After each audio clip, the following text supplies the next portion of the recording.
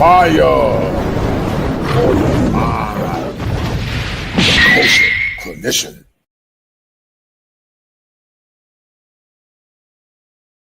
Allowed when it comes to standards in dating. Why are these behaviors allowed when it comes to standards in dating, marriage, and relationship?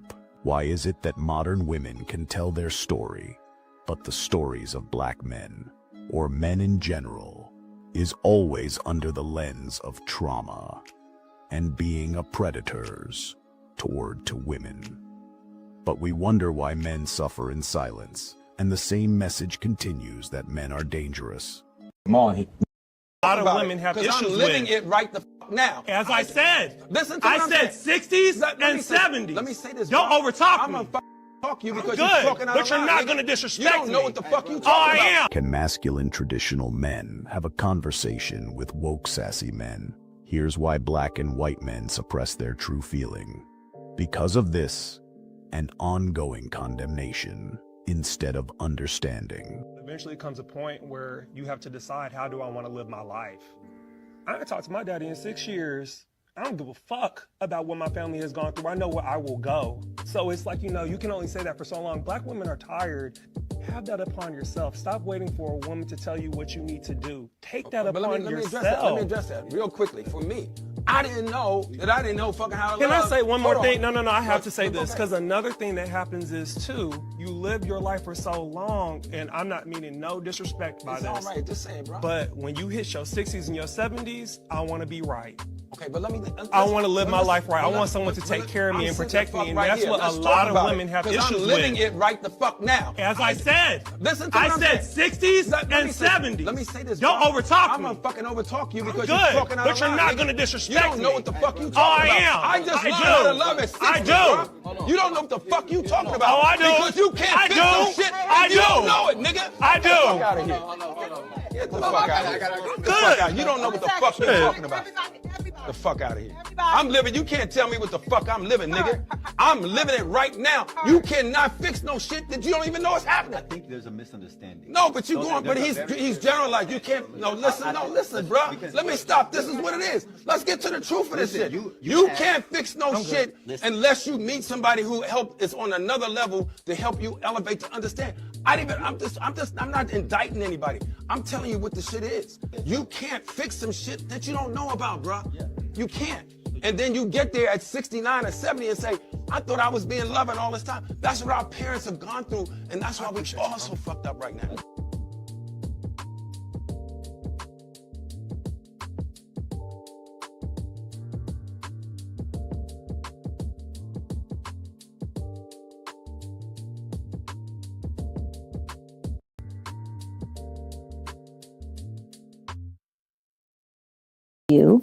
Gets lowered when they have multiple children by multiple men? I just think that the reality of that answer is women's value get lower the more children that they have. At some point, you're going to want a man to take you serious. Yeah. And how many kids are you going to want him to take you serious Right. with? I got 3. It's hard out here with 3 kids trying to find a man that I ain't got that no kids want and to I with you. You get what I'm saying? You got no kids, you can't find a man really want to with you. Not me having 3 kids. A man trying to find a man to with me. You get what I'm saying? So if men can still be high value Yeah. with multiple baby mamas and multiple girls, why is it that the women have to put in extra work to be high value if they have multiple children by multiple men? There's multiple reasons. Number one, your womb has already been occupied by another man's seed. That's the biggest part, right? Then on top of that, your whole body just changed physically. Your whole physiology just changed. Your whole mindset around everything just changed because you had a baby by somebody else's seed. Ma'am, you're 32 with 3 kids by 3 different men. And you say you deserve a man making 6 figures. You don't need a high value man. You need a high value mirror. So my friend, like, she has 2 kids, both are like teenagers now, and like the thing that I don't like is like when she dates guys and then they fall out or something, they'll be like, out of here. I be feeding you and your kids. Like, they be trying to throw it back in their face. And it's like, that's why I can only imagine how hard it is being a single mom. It's not even like, it is throw it back in your face, but it's, like I said, expectations and it's the reality of the situation. Break that down. Because, and I was having this conversation, you know, with one of the mother of my children, and she's still fine. You know what I'm saying? But like I was telling her, I was like, yo, the guy that you're dating or will date, if he ain't willing to love on these 5 children that you have, that ain't the guy for you. So you can look at what you a year. Black women earn $327 a year. So women period absolutely stayed in situations that may not have been the best situations for survival. Absolutely. They were not making the money in the 30s and the 40s and the 50s to carry a household on their own, especially if you had 5, 6, 8, 10 kids. Where were you going and you made $300 a year? Okay, those women had to stay for survival. But as time went on, what I can say for myself is my parents raised me to never be in a position, never put yourself in a position where you have to, there's a men. That they wasn't want the men point, to be able to protect like I said, a fucking week to make some money. But the women made money. Women make a choice to stay with They did not make enough money to carry a household on their own. They did not. One mic, guys. One mic. In the 30s. If I wasn't back there, I was. Y'all just talking shit from memory. Want to go back to slavery and all that other bullshit. So you're saying a woman is.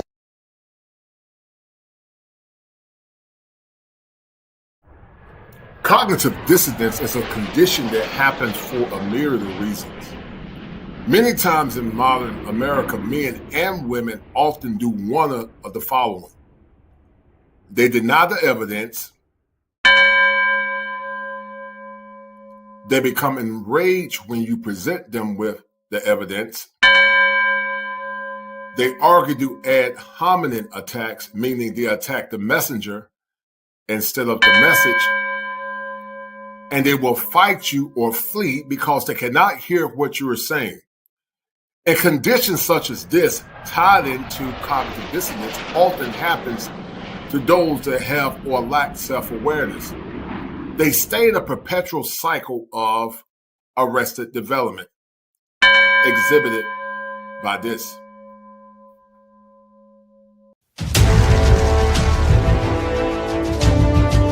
Greetings.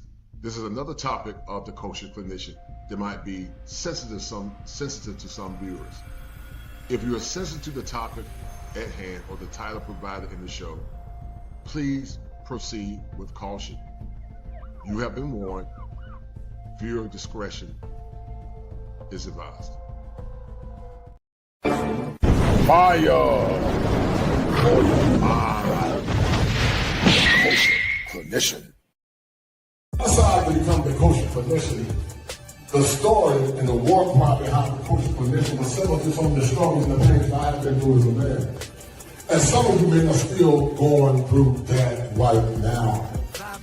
There's a philosophical term called an existentialist crisis. Basically what that means is that you begin to ask yourself the question, why am I existing? What is the purpose of my existence? And I think that's the story of a lot of men that have not been more or less raised or under the tutelage of masculine men.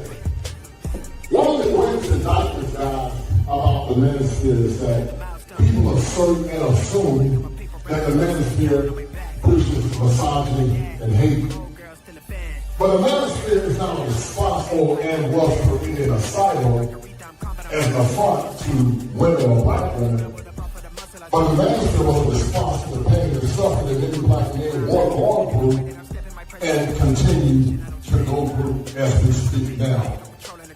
Once again, gentlemen, we are going through an existential crisis. Our country is in trouble. Some of you are in trouble, mentally, physically, and emotionally. And you're not ready to move to higher ground until you get the requisite help that's going to help you become the better version of yourself. Real men put the strap down and we can toss them. This is our culture. Now we talking kosher. Clinician. All right. There it is. All right. Now hit it for me. And it ain't culture. 7 in hell is what they taught you. We'll put them, and you can back up in young dose. Culture. Clinician. All right, stop that. All I want you to say is if it ain't 7, it ain't kosher. Say that first, okay? All right. All right, you ready? Start over? Yeah, start it. No. Okay, if it ain't 7, it ain't culture, and if it ain't 7, it ain't culture. Okay. Heaven and hell is what they taught you. okay, perfect. Do that again, but give me a little attitude. If it ain't 7, it ain't culture. All right. Okay, you ready? Mm-hmm. And action. Young heads pick it back up in young dolphin. This is our culture. Now we talking kosher. Clinician. That was cool. If it ain't 7, it ain't culture. Heaven and hell, that's what they taught you. Real men put the strap down and we can toss them. Young heads pick it back up in young dolphins. This is our culture. Now we talking kosher.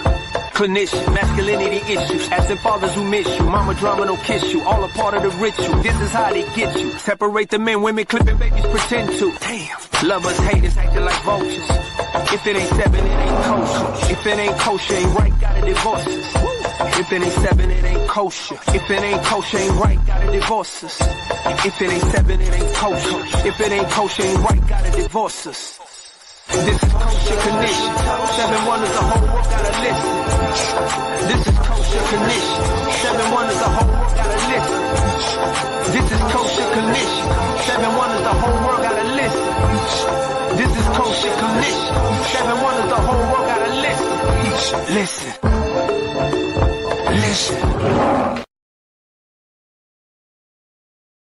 We got DL Saint in the house. We're gonna have a very What's good? show on tonight. And DL Saint is a brother that I saw on Black Man Unfiltered. Shout out to him. And DL Saint is a Gen Xer like me, and he still has hope, and he still believes that we can turn this thing around. But I'm gonna have to do an assessment on brother DL Saint, and let him know that Jesse Jackson is gone, and we can't keep talking about keep hope alive. But we're gonna get deep into it, man, because there's a crisis, DL Saint, in the broader confines of modern America. That crisis is that everything that men say and do is always under the lens of suspicion. It's always under the lens of trauma. It's always under the lens that black men or men, white men in general, are adversaries to women. And there's never a balance when we look at the nuances associated with the struggles that men and women, especially black men and women, have had in this broader world. And so anytime black men tell their story, we got to tell it at the approval of black women, because if we don't, then you get called names, old, shrivel up, which I laugh at it, because a lot of these chicks calling people old and shrivel up. They ran through, they got to put on filters. They had several deletions. They don't have husbands. Their womb is a graveyard, but they got a damn nerve to talk about a man being shriveled up. So here's the good thing about men our age. If you eat right, lift weights, and don't be stressed out by the typical modern woman, you're good. And we know there are some decent sisters left. You and I talked in the back before we started this show. But what do you think about this trauma narrative, DL Saint, always associated with modern women? And then we're going to talk about some double standards, because there are things that women can say and do and get away with it. But when men try to tell their story, it's always under the lens of scrutiny. So I'll let you take the whip. I appreciate it, brother. First of all, man, thanks for having me on, man. I love how you get down, man. I saw your intro, man. Shout out to you. That's definitely a down the mark on that. Got my man spitting and everything. You don't got that old. You know how we get down, man. We love that old school, man. Off the dome. Yes, sir. Yes, sir. And to all my guys watching me right now, man, I'm over on Brother Kosher's page, so he controls it. So we're not doing what we normally do. I can't highlight the chats and stuff on my end. I got you. Okay. I will highlight. Actually, we got a cash out super chat for you. So shout out to my man, the Pookie and Ray Ray show. Shout out to him. That's one of my brothers. Shout out to that good brother. And we'll read this cash out super chat. Brother DL Saint. It's a DL Saint. What up, everyone? If you're in the Northeast, get ready for another snowstorm. Yeah, I'm down here in Tampa, but we done warmed up. We dealt with our little 10-year winter. It got down to freezing down here, which hardly ever happens. But shout out to brother Ian, man. I appreciate that, man. Thank you so much. Cody's King over there. Everybody on my side, man. I appreciate y'all, man. But to get into this though, definitely, bro, the victimhood mentality is there. But even before we get into the victimhood thing, like there's definitely a rift in modern dating. There's definitely a rift. Now, and for us who follow this, like for us in these trenches, the manosphere and the red pill world and all that kind of stuff, or the mano swamp as Rich Cooper calls it, right? But for us, we see what's going on in real time. Right. Now, when you go outside, because if you listen to us all the time, if you're in that bubble, you would think, man, all is lost. My guy, you go outside, the men and women are over here. They ain't talking to each other. Nah, you still got the simpletons out there doing their thing. And this is the era of the simpleton right now. Like if you're a Pookie or Ray Ray, like some dude who's just trying to go out here and smash as many women as he can.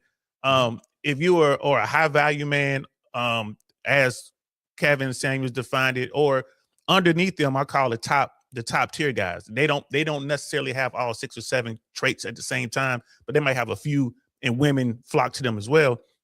I mean, you're killing it right now because there's so many women who just believe in, her sexual prowess, and that's what they go to. All women just smash. And even when you talk to women and tell them like, hey, the highest value woman of all is that woman who doesn't have, a high body count, that woman who's not masculine, that woman, what I mean, that woman who is fit and friendly and feminine. She's killing the game.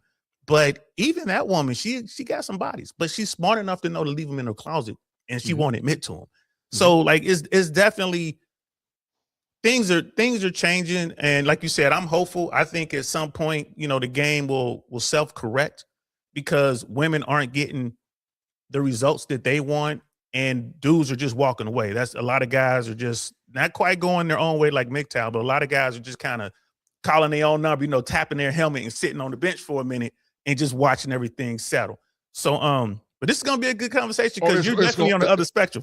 I'm on a totally different spectrum. And the reason why I am saying Saint is because I see it all the time.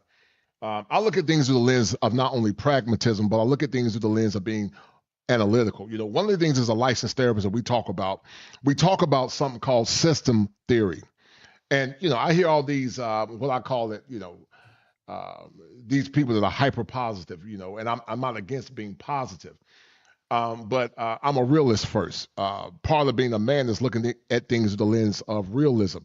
And, I like what the prophet said. The prophet said you can't take new wine and put new wine into old wineskins.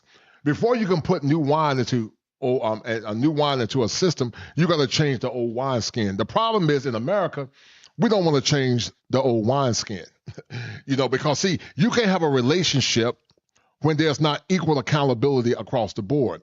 You can't have a relationship where everything is always seen through the lens of victimization.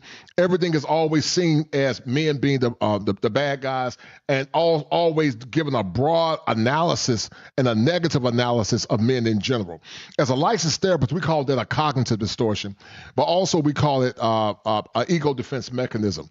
The modern woman always will protect her ego at all costs, even if it's at the detriment of her own children and also the detriment of other women that want to do the right thing, and especially at the detriment of men. And sadly, and brother Culture, where's that come from? Because I see it. I see what you're saying. I see it out there in the trenches.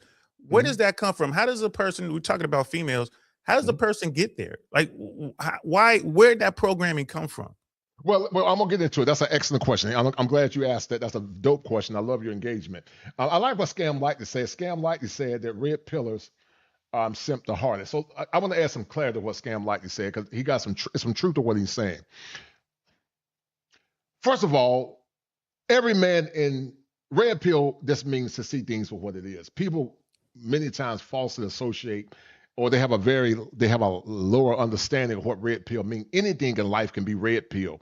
When Elijah was standing, as he was having issues with, I believe Jezebel, the Most High told him to look, and when Elijah looked, he thought he was by himself, but when Elijah opened his eyes, he saw a chariot of angels and angels on a wheel encamped around him. Red pill means to see things just for what it is. And many times, Saint men, when they go through what's called an existentialist crisis or existentialist threat, many men come to these spaces looking for answers. You know, there was a group therapist by the name of Dr. Irvin Yalom. And, you know, many times people say, oh, the red pill means, men hate women and the manosphere was created because they hate women. No, dummy. Men don't hate women. We're looking for good quality women that are going to respect us and honor us.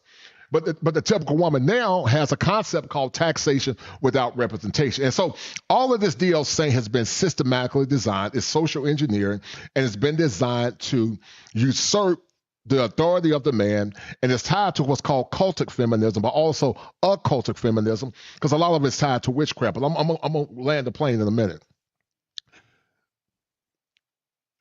We can't have a more perfect union until we give men what they want. You know, the OJs wrote a song back in the day.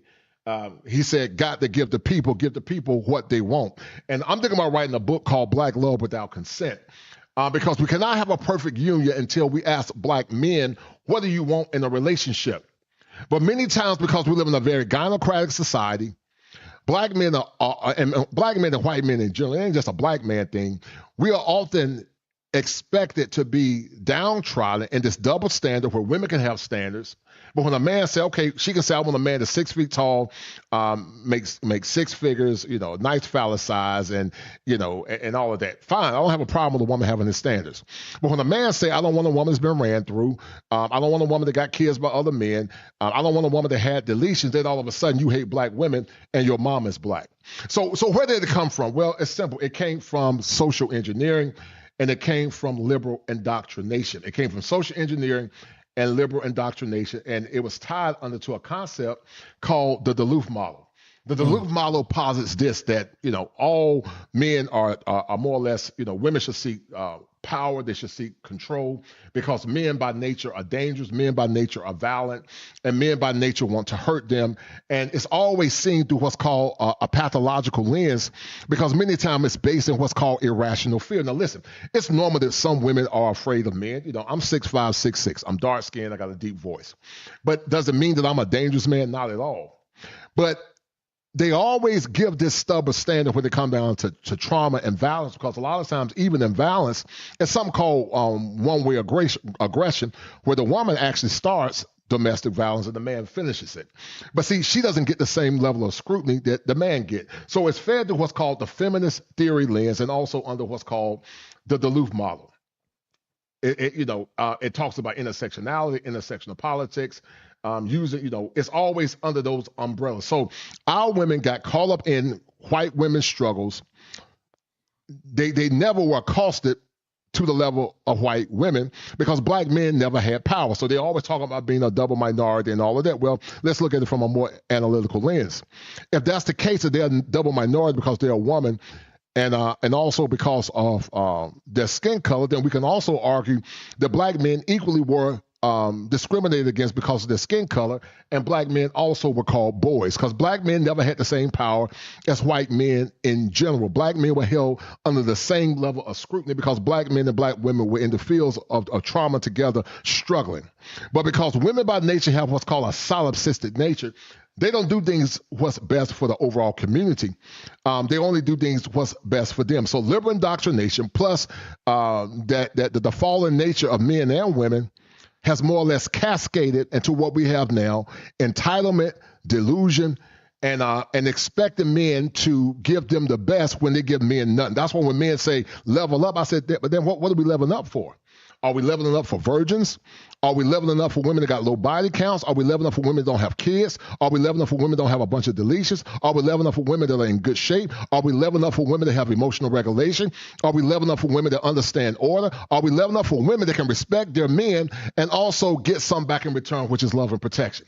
When you answer that question, Brother DL Saint, what you always get, you don't get no comprehensive answer. But you get a bunch of crickets. You get a bunch of crickets because fundamentally they don't think black men deserve anything. They don't believe black men should have anything. They see black men as accessories They see black men as subjugates.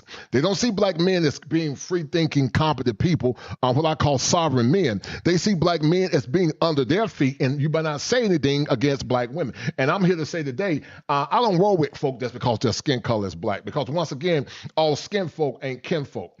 And before we came to America, we all weren't from the same tribe. Some of these Negroes are not from my tribe. I just don't associate with them because a lot of them are very ignorant. They have a concept called racialized idolatry, where they worship skin color over principles and ethics. The master teacher said, who is my brother? And then he retorted by saying that he that does the will of the Father, that's who my brother is. So I don't get caught up in this, your skin color is black. I don't care about my skin color being black. If your consciousness is not predicated in truth and righteousness, you're not my brother. Because these same people that talk about, black excellence and FBA and all this, look how they denigrated Brother Clifton Powell.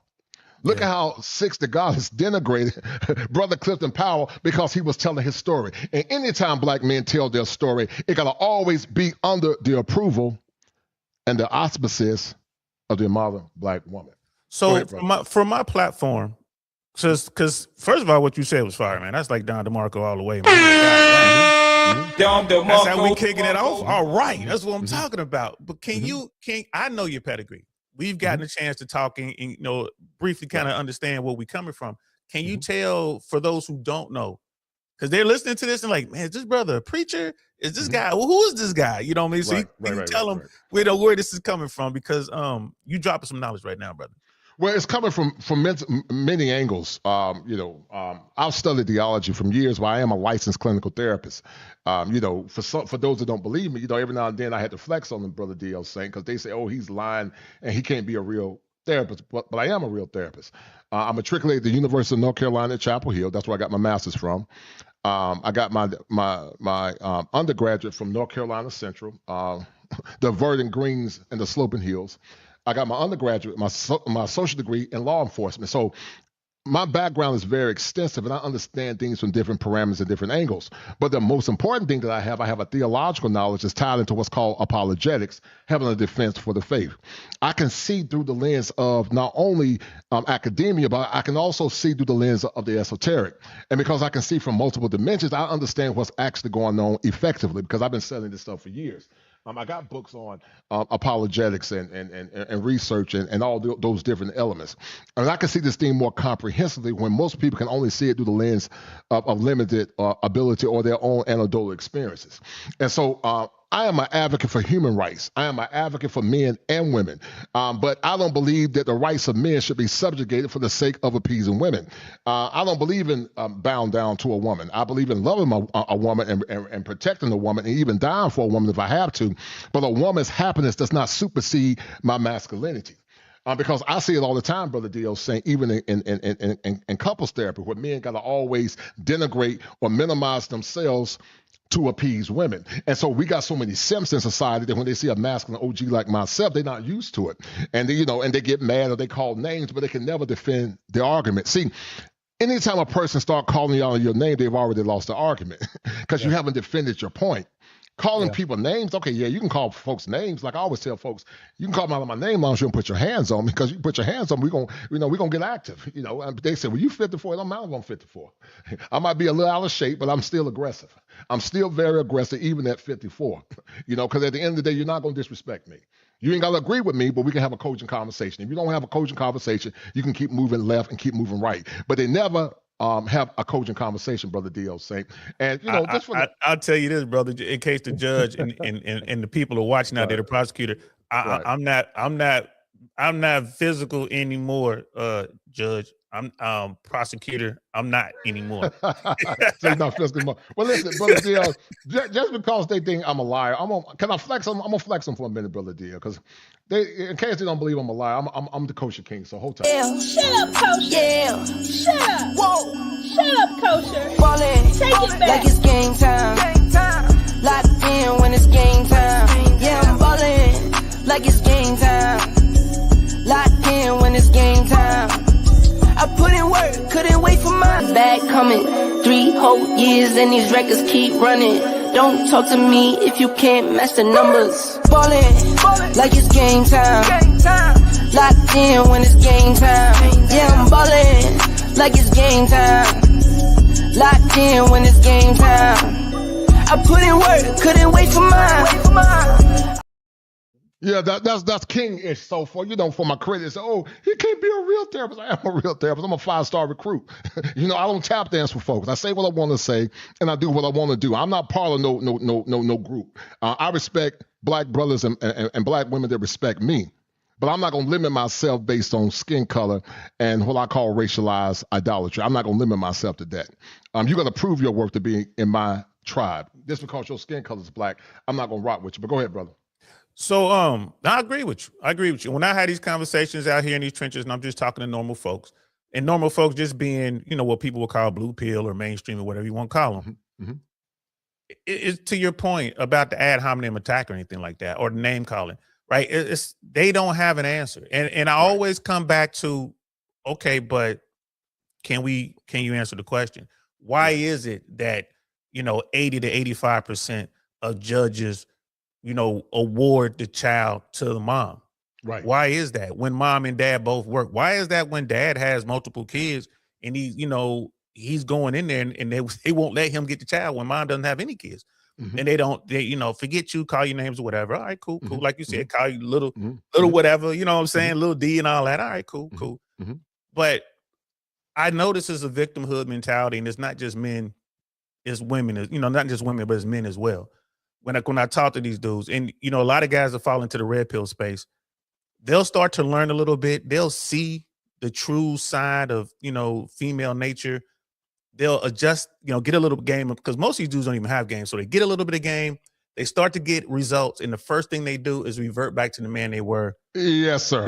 Prior to coming to the red pill. Very true. Very true. They revert right back because they don't have what's called a masculine constitution. One of the things that I see with a lot of men in therapy, man, is that they don't have a masculine constitution. The books that write the vision and make it plain. You got to make the vision plain. And part of being the man is doing things not based on feelings and emotions, but doing things based on principle. Men do things based on principle. And so when you do things based on principle, you have a blueprint for what you will tolerate and what you will not tolerate. If you go back into old school theology, the Levites always had access to what's called the Holy of Holies. I call that the inner sanctum of masculinity. But the prerequisite for the Levites is that they had to be holy, as they had to atone for the sins of the Israelites. They couldn't go to atone if they were riding dirty and they were unclean. So they had a system of strict laws where they had to adhere to, because if they didn't adhere to those strict laws, they would be destroyed based on what's called the Ark of the Covenant. Most men, because they haven't had strong masculine fathers, they don't do things based on masculine principles, but they do things based on a concept called introjection. You might say, well, what is introjection? Well, introjection is an ego defense mechanism where the boy, he tends to identify with the talking points of the women in his life. He tends to, first he identifies with women, then he internalizes what women are thinking, and then he get mad at any time a man that's masculine go against the indoctrination that he has, and that turns to projection, and many times it turns to a concept called displaced aggression, because they can't handle it, because the only thing they know is to internalize based on what mama told them. And so you got a generation that are men that have simp behavior. They don't have a masculine constitution. They don't believe in their masculine sovereignty and their dignity as a man, and they always deify women at the expense of their mental health and also at the expense of their masculinity. And that's why there's a new awakening where men are beginning to open up, disengage, and say, you know what, I will either wait this one out, or I'll go to a place where women can honor me, respect me, and the dirty word that many women don't like, obey. Because back in the day, DLC, the preamble to being married was called, you had to obey your husband. Wives, obey your husbands. But see, obedience in their mind is seen as trauma, because it's a trauma narrative. Because grandmama, they always say the same old stupid mess. Grandmama was cheated on, the man up the street, had a family, had a bunch of kids. It's always a trauma narrative. It's never a narrative where it's balanced, because a lot of men like Clifton Powell and a lot of men of that generation, they were going through trauma. But we don't give men the same kind of grace that we give grandmama and other things. The grandma wasn't perfect either. I got a family member, I would even say my granddad, I believe. And the theory is, or the rumor is that My granddad was knocking down a woman down the street. But guess what? That same woman was married. Mm-hmm. But where's the same animals for the woman as it is for the man? Because granddad can't cheat by himself. So those women that granddaddy was cheating with, either they knew he had a family or they didn't care or they didn't know. And many times they knew he had a family. No, that's the fact. Am I talking right? But we don't hold them to the same standard that we hold the men because all men are seen under the lens of danger. All men are seen under the lens of victimization. Go ahead, brother. Yeah, because, I mean, this narrative, this victimization narrative, we didn't have that growing up. You know, as a Gen X guy, you weren't allowed to be a victim. If you came in a house, you tell me what happened, bro. If you came running the house talking about some boys was out there bullying you, what would your mom and daddy tell you to go do? Right? I was told to go back out there and deal with it. My mother told me to go back outside and deal with it. In today's world, you know, these parents, these women and men will run out there and they're trying to fight their battles for their children. I'm like, you can't do that because now everyone makes you go get therapy. And shout out to you, brother. Like your field right now, and I do believe there's a place for it. I'm a retired air traffic controller. I've dealt with some things that I never thought I would have to deal with. You know, loss of life in the air traffic realm is rare, but it does happen. I didn't know how to deal with that. So I think in those situations, yeah, I think you want to go talk to somebody and kind of get yourself on track. But now everyone's a victim. Whenever I go in there, oh, so you're telling me, like, tell me about your childhood. And I would tell them about, hell, the games we used to play. We used to play a game called Having for Supper. And I'll just tell you, what you need for this game is a bunch of wild kids and a belt. And you got to go hide the belt. And then the kid finds the belt. You can beat all the other kids until you get the base. And they're like, oh, my God, you're a victim. Like, what do you mean? I was just playing. That's how we played. Right. Like, you guys are so violent. I'm like, well, I come from a hyper violent world. So to me, it was just every day. I didn't realize that people were, not seeing this. I didn't realize that people didn't hear gunshots in the street or see people get beaten or whatever. So I don't consider myself a victim. But in today's world, they want to classify me as such. And I have a problem with that. But again, I'm not going to fight the system because if you're watching Judge, I'm not trying to fight y'all. But I'm struggling to understand. And then when I look at what's going on in the dating world, it just, these guys are just like, well, it's her fault because, I'm not tall enough or, I don't have enough money or whatever, or she's just a terrible person. It's like, nah, bro, you're a weirdo. Like, you are a weirdo in today's world. If you learn how to move in today's world, some of these women going to come holler at you. You just make some money, get out of the basement. Or if you're living in the basement, stack your money and be making moves out here, make it make sense. But a woman wants the best she can get.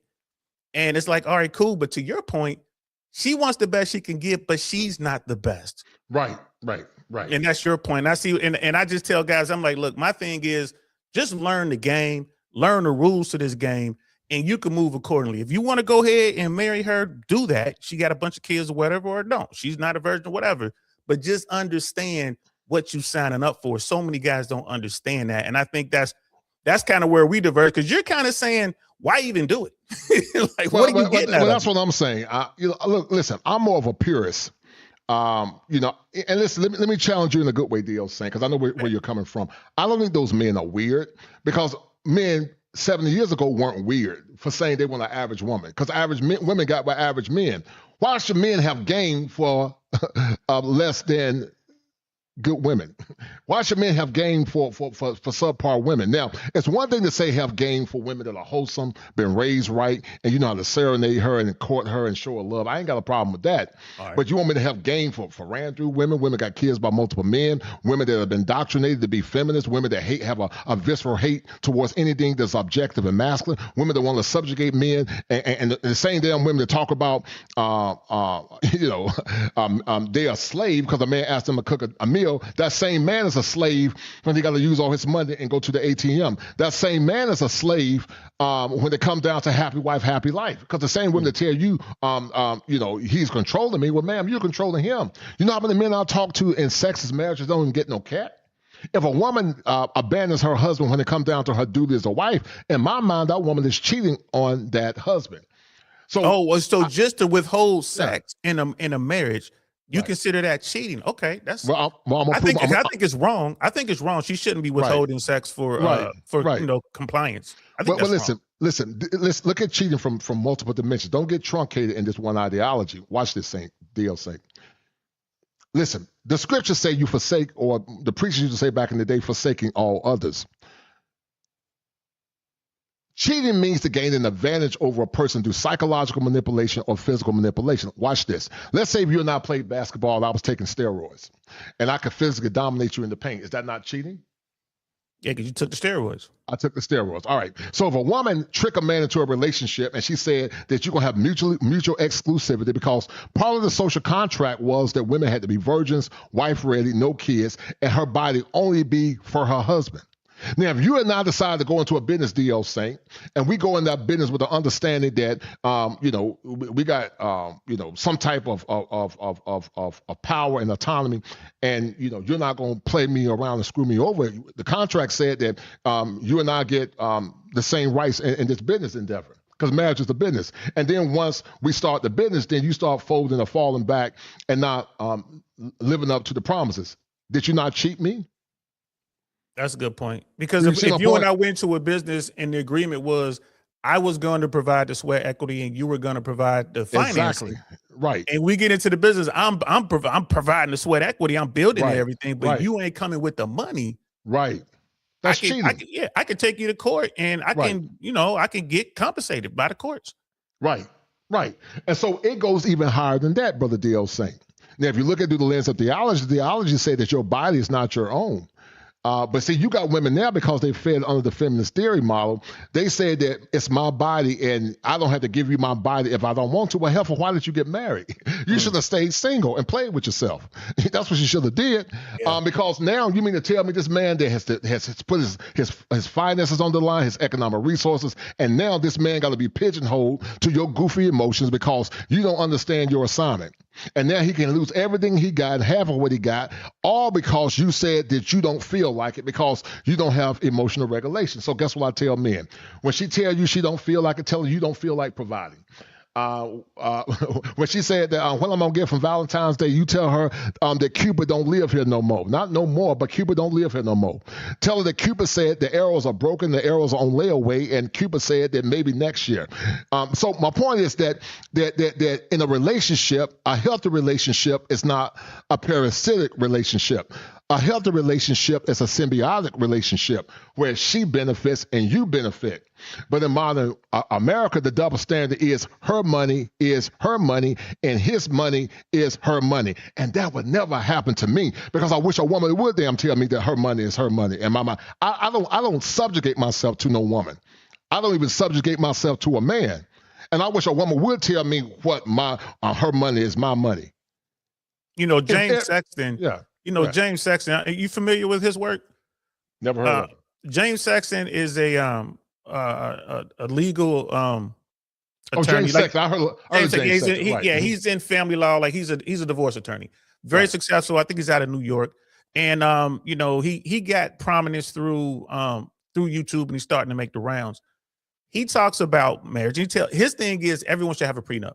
That's his thing. His mission in life is to get every American who's thinking about getting married to you have to have a prenup, because he tells people who fight him on it's like, look, either you're going to decide what happens when your marriage ends or the judge is going to decide. I totally agree. And we accept that 50% of marriages end in divorce, although people say, well, the numbers are closer to 43%. And then I come right back with, because less people are getting married. And still, 43% is a lot. You know what I mean? 43% chance you're going to walk outside, somebody going to bust you in the head with a sledgehammer. You probably ain't going outside, right? At 43%, so it's like, why not prepare for that? So James Sexton said that in a marriage, and he was saying this to the flagrant people. He was saying this to Akash Singh and Andrew Schultz, which is funny because Akash is having problems now with his wife.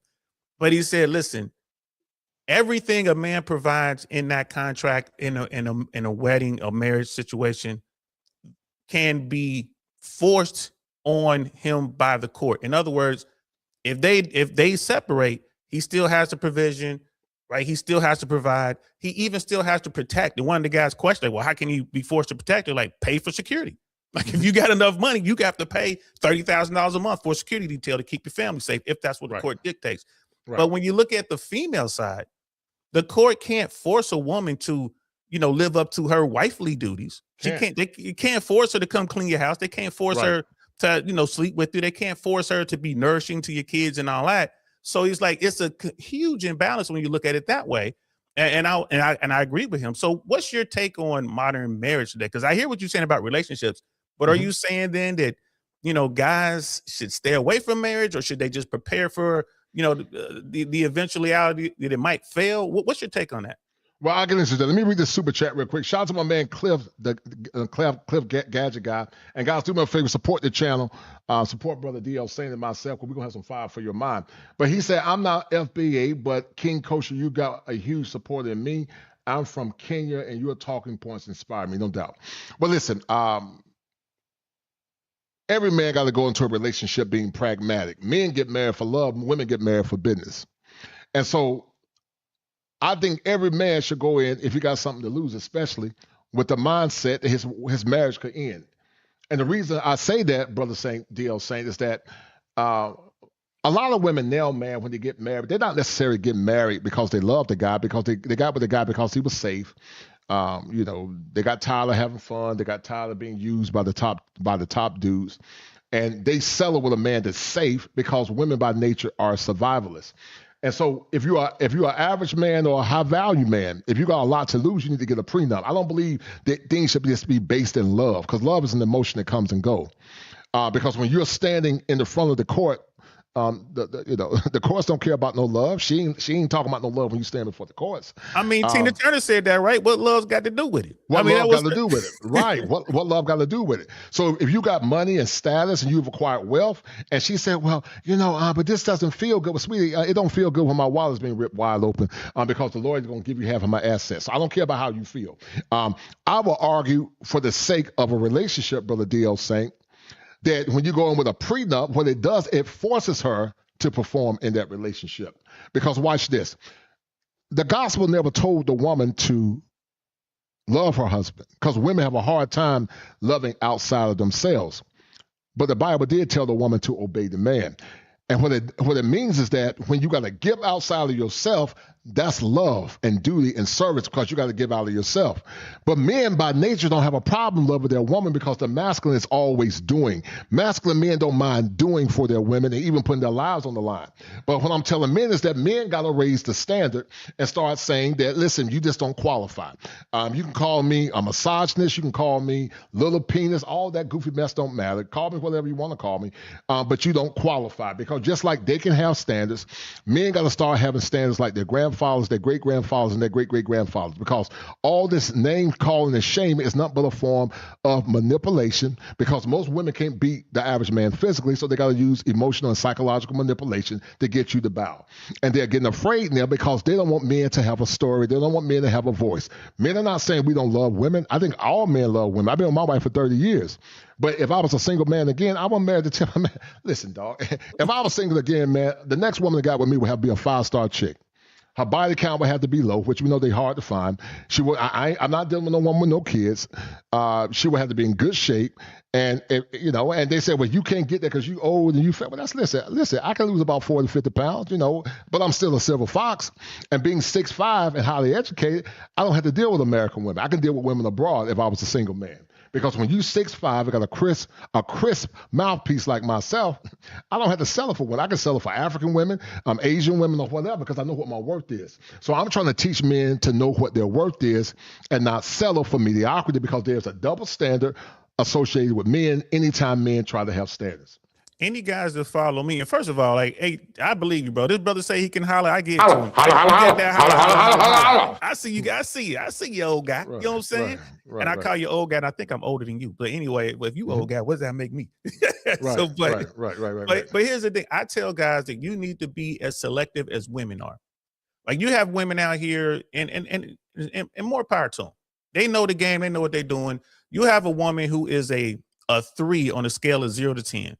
And she has more options than a guy who's an 8 on the scale of 0 to 10. And I tell these guys, like, look, y'all need to begin to be as selective as these women are.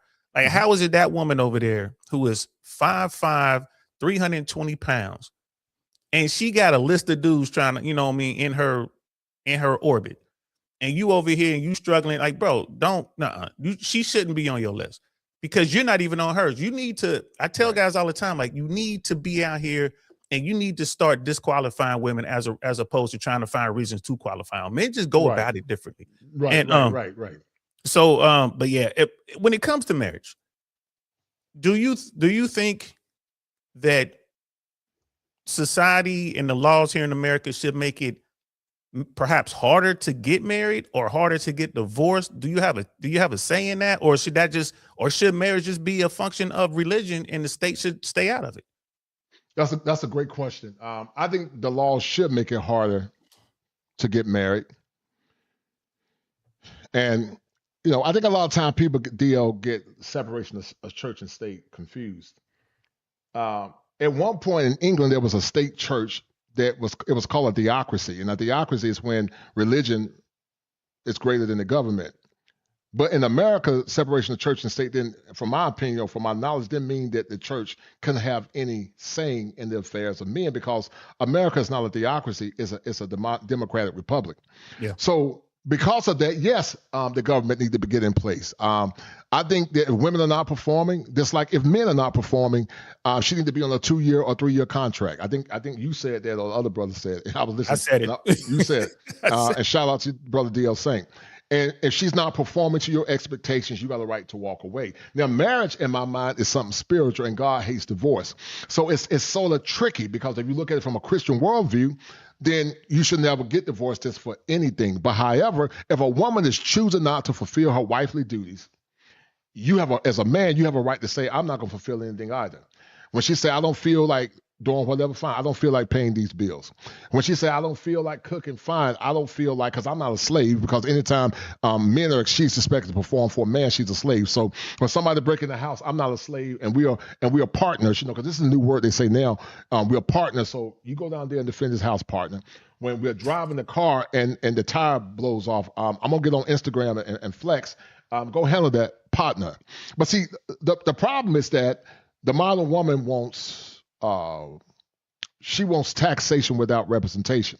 She wants the benefits of being a modern woman, but she wants the power of a modern woman, but she wants the responsibility of a traditional wife. And men keep giving their power away because they have not been trained and raised to stand on business as men.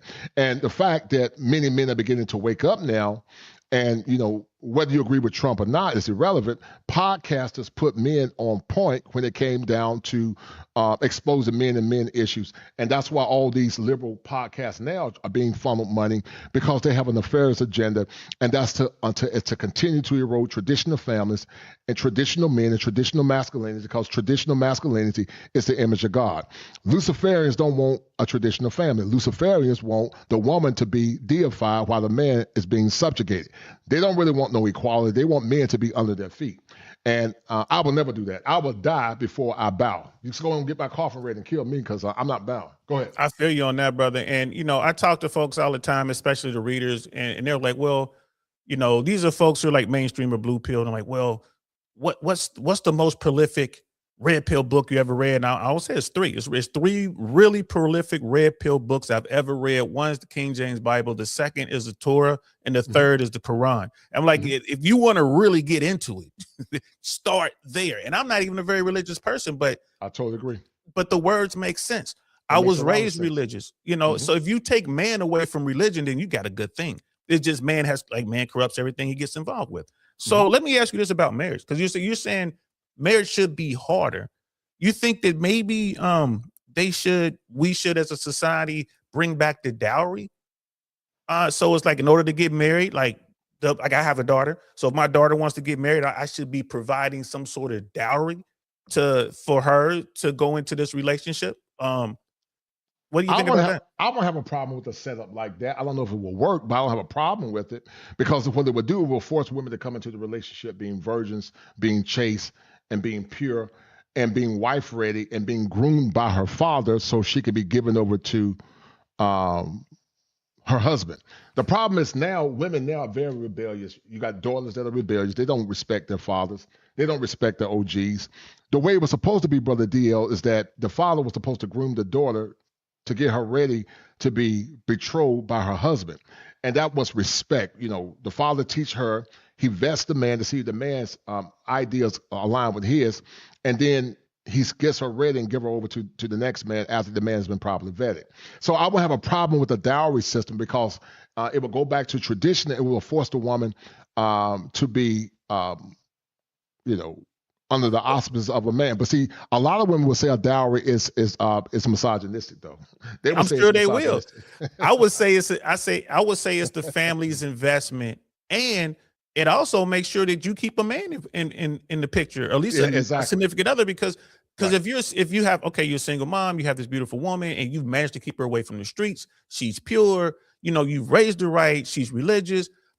But if you don't have a dowry, you're not going to be able to marry her off to the top tier guy, to the high value man. That's right. Because so it's like, I better keep this family together because we're going to need 50,000, 100,000 or whatever it is to give. And the thing with, and I got this idea from This Is Shaw. I don't know if you've ever watched this podcast, bro, but I'm gonna send you his link. This Is Shaw, young brother. He worked in California for the child support agency there.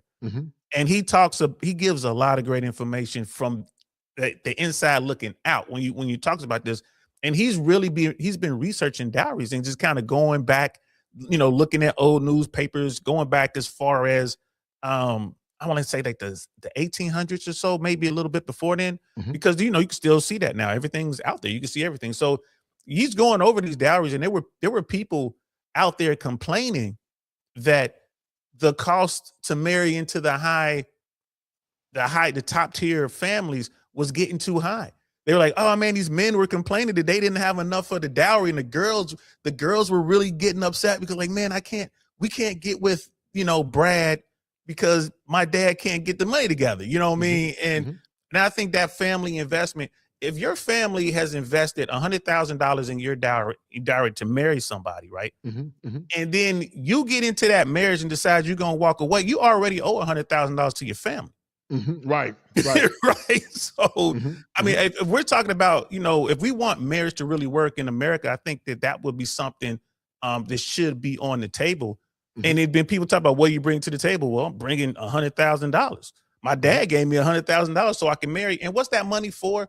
That money is to get them started in their life, because you're merging families. Marriage has always been a merger. It hasn't really been anything to do with religion, like you said, or love.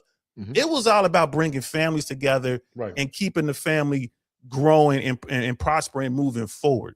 So I think it was about duty too. It was about duty to serve, honor, and continue to build communal ties. Listen, one of the greatest things that happened to Black families was the advent of liberalism. After the advent of liberalism, what Black families had began to dissipate. Women had to rely on their husbands. They had to rely on being together because it took men and women to come together to survive. I'm going to challenge you, and I'm going to get into this part about the double standards. What do you remember about love, dating, relationships from the 90s? You and I are OGs. You and I were from the last generation. I think Gen X is the last normal generation. But tell the young people what you remember about love, dating, and relationships back in the 90s. Not saying women from the 90s were perfect, because they weren't. But what do you remember? Because I think technology has made women horrible. But what do you remember about dating back then? So I get this question a lot, especially when I'm talking to the young dudes out here looking for help. You nailed it right there. The biggest difference was technology. Back then, back in the 90s, I'm from Cincinnati, Ohio. For guys who follow me, y'all know that, right? And it is what it is. I'm from the hood. You know what I mean? I'm glad I'm where I'm from. In Cincinnati in the 90s, those 80s, 90s, I was restricted to that area. So I could get with the girls at my high school. I could get with the girls in my neighborhood. But it was really difficult for me to get out to the surrounding neighborhoods, really difficult for me to get to another city, right? So you will end up, no matter what you did, you will probably end up, if you went back home, with someone that's, within a 20-mile radius of where you were born. That's just kind of how it works. Maybe a 100-mile radius of where you were born. But today with technology, I mean, you got women, just one woman I know, beautiful Latina, smart, gorgeous. She shows me her DMs on her Instagram, just her Instagram. Right. And it shows where these people are on the planet. I was really shocked. I knew that, women have access to guys all over the world. I understand the theory, but to see it, I mean, literally, bro, I couldn't see all of the places because there was so much overlap, so many dudes. And she's like, those are the guys that I keep in there. She's like, there's so many guys I just delete right away. And I'm like, well, what numbers wise, like, what are you thinking? You know, how many guys you think hit you up a week? She's like, at least 100, at least 100 a week. And see that we didn't have that. So the women had to choose from the people in the area. Yeah, women wanted the best. Yeah, hypergamy was a thing. But if you are the hottest chick in Cincinnati, right, you won't have some dude from LA or some dude from Miami or some dude from Boston or some dude from London hitting you up. It didn't happen, right? It wasn't a thing. So eventually you're going to wind up with the best guy you can get, whoever you fell in love with. And another thing back then, the family did play a role in it. Like bringing a woman home, you remember this, bringing a woman home was a big thing. You didn't bring just any old body to the crib. You didn't, everybody didn't get to meet mama and certainly didn't get to meet grandma. Right. And, you know, your dad, cool. You could, you know, your dad know the deal. Like, you know, that's one thing, but mom and grandma, that's completely bringing them over for Christmas dinner, bringing them over for Thanksgiving, going to their church. That was another thing. The church was involved. All that I think is kind of gone now. It's gone. It's gone, man. It's gone now. It's gone, man. And it's not coming back because I believe we're in the latter part of the last days. I know some people don't believe that. That's fine. I've been studying this stuff for years. You really believe? Well, hold on, just real quick. I don't want to sidetrack our talk, but you really think you think that's where we are? I believe we're in the latter part of the last days. Paul thought he was living the last day in his generation. I was gonna say that everyone's living in the last days, right. But check it out. It's gonna make a lot of sense. But you gotta look at the last days based on a concept called convergence. The prophecies hadn't been fully fulfilled in Paul's time. There was no advent of technology. Go read the book of Daniel. It says, seal the book, for knowledge will go to and fro. The wise will understand, and the wicked wouldn't understand. That didn't happen in Paul's day. But one day to God is like 1,000 years. And so this proliferation of evil has been systematically permeating since the advent of the Messiah going back to heaven, but even more so now. So yes, Paul thought he was in the last days, but I would say we are more in the last days now because we read the book of Timothy. It's gotten worse and worse. Lovers of pleasure. Some of the things that Timothy talked about really wasn't like that in the biblical times. Most kids weren't disobedient to their parents in mass back in those generations because there was a penalty. But this generation now, because of a concept called convergence, is getting worse and worse. Let's go back and look at our generation. They didn't have technology like they have now, but you can't have a one world order unless you have globalism. And this is the first time in human history where there can be globalism and where people can come together because it's based on what's called convergence. So I don't want to get too much in prophecy because it takes a lot to break it down. But maybe we'll do another show on that, bro, because I am curious to hear your take on that. Maybe we could do another show, but well, let me show you something. I've been studying stuff for years, man. You know, so you see this book? Yes, sir. Mark of the Beast, yeah. You see this book? Okay, yeah. I've been doing this stuff for years. I've done books on these are your book. You wrote these? No, I didn't write them. I read them. Okay. I was about to say, wow. And this book right here called Apostate. So you got to understand the markers to look for. There are markers that you got to look for. If you don't know what to look for, then you won't really understand it. It's a principle called convergence, meaning in Paul's time, there were pieces of the puzzle. Now the puzzle's coming together. People keep talking about things getting better. It hasn't gotten better. It's getting worse. It ain't gotten better not since you and I were teenagers. Go back and look at women of the 90s compared to now. It's gotten precipitously worse. Go ahead. You're about to say something. And you remember back in the I'm going to tell y'all right now, guys, and I've said this on my platform plenty of times, and I have no problem saying it now. I remember the first time I went to Atlanta. Right. First time I went to Atlanta. And when I tell you, because people be like, oh, man, you got a problem with black women. Maybe I do today because I remember what black women were in the mid to late 80s and into the early 90s. Yes, sir. I remember what they were. Right. I remember going, and you know this, you go to somebody's house down south or any Midwest or whatever, and you sit down, they sit you down as a kid. I'm like 13, 14 years old. I'm sitting at the table with the men, and then the women, along with the young girls, would bring the food over. Yep. The women were in the kitchen cooking. The men were outside taking care of men's stuff. You know, like you said, changing tires or, working on the roof or digging ditches. Cause y'all Southern boys, man, y'all forever digging ditches down there, bro. What's up with y'all and all that digging? Well, yeah, right. But you're right. That did happen, man. Because we had to get it how we live back in the South, man. Right. And I had my family, like when I was younger, really younger, we would go down to Kentucky, Painttown, Kentucky. We had family there. So as I was growing up, yeah, technology was changing, but every summer we go down to see our family in Kentucky. And it was outhouses. That you wake up in the middle of the night, you got to go pee. You got to go outside. You know what I mean? And it's like, the wolves are out there, the foxes are out there, chickens are out there, the horses are out there. Right. I mean, it was a different community. And I think that's the biggest issue here. But going back to the women in Atlanta, I ain't gonna lie to you, man. First of all, I had never seen such beauty in my life. It was every shade, dark sisters, light sisters, everything in between. You know what I mean? And just the way that you could just walk up and have a conversation and it was all good and it was all love. And you knew that woman was raised like you were raised. And it wasn't like, oh, we about to just go out to the car and smash. Nah, man, you had to talk to her, make her laugh, get a number. You know what I mean? Figure out a way to meet her. You call a house because there wasn't no cell phones, y'all. You had to call a house. Mom and daddy pick up the phone. Who this is? Who this is? You got to know how to maneuver around that. And you get to the point where, if you want to take her out, I can remember going up to moms and dads and asking if can I talk to so-and-so, right? Can I talk to Mary? Can I talk to Angie? What's your name, boy? Who's your father? Who's your mama? You know what I mean? Who your people is. You know what I'm saying? Right. And that, guys, I'm here to tell you that really changed everything. It wasn't perfect by no stretch of the imagination. It wasn't perfect, right. But when people got married, they wanted to stay married. They did love each other, and they understood that this is the only way we're going to get ahead. And although there was no official dowry, parents would co-sign and help you get a home. They ain't going to co-sign and help you get no Bentley.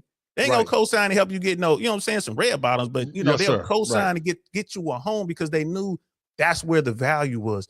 And all that shifted, I would say, probably late 80s into the early 90s. That's when I began to notice this shift. What's your take on that? I think the proliferation actually started around the time of gangster rap. We had the crack epidemic. There was still some brokenness, but especially in the rural South. Now, I understand the rural South is not the panacea or it paints the big picture, but I do remember.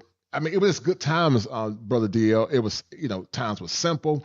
It wasn't nothing like, I didn't do a lot of dating because I grew up in the church, but I do remember scenarios when guys would date women. They'd be, riding on I-95 or on 64 East, playing Anita Baker with the window down from the beginning to end, 365 days of the year, playing Sade, playing Commission, playing The Winers, playing Take Six, playing community choir music. You and I had community choirs back in the day.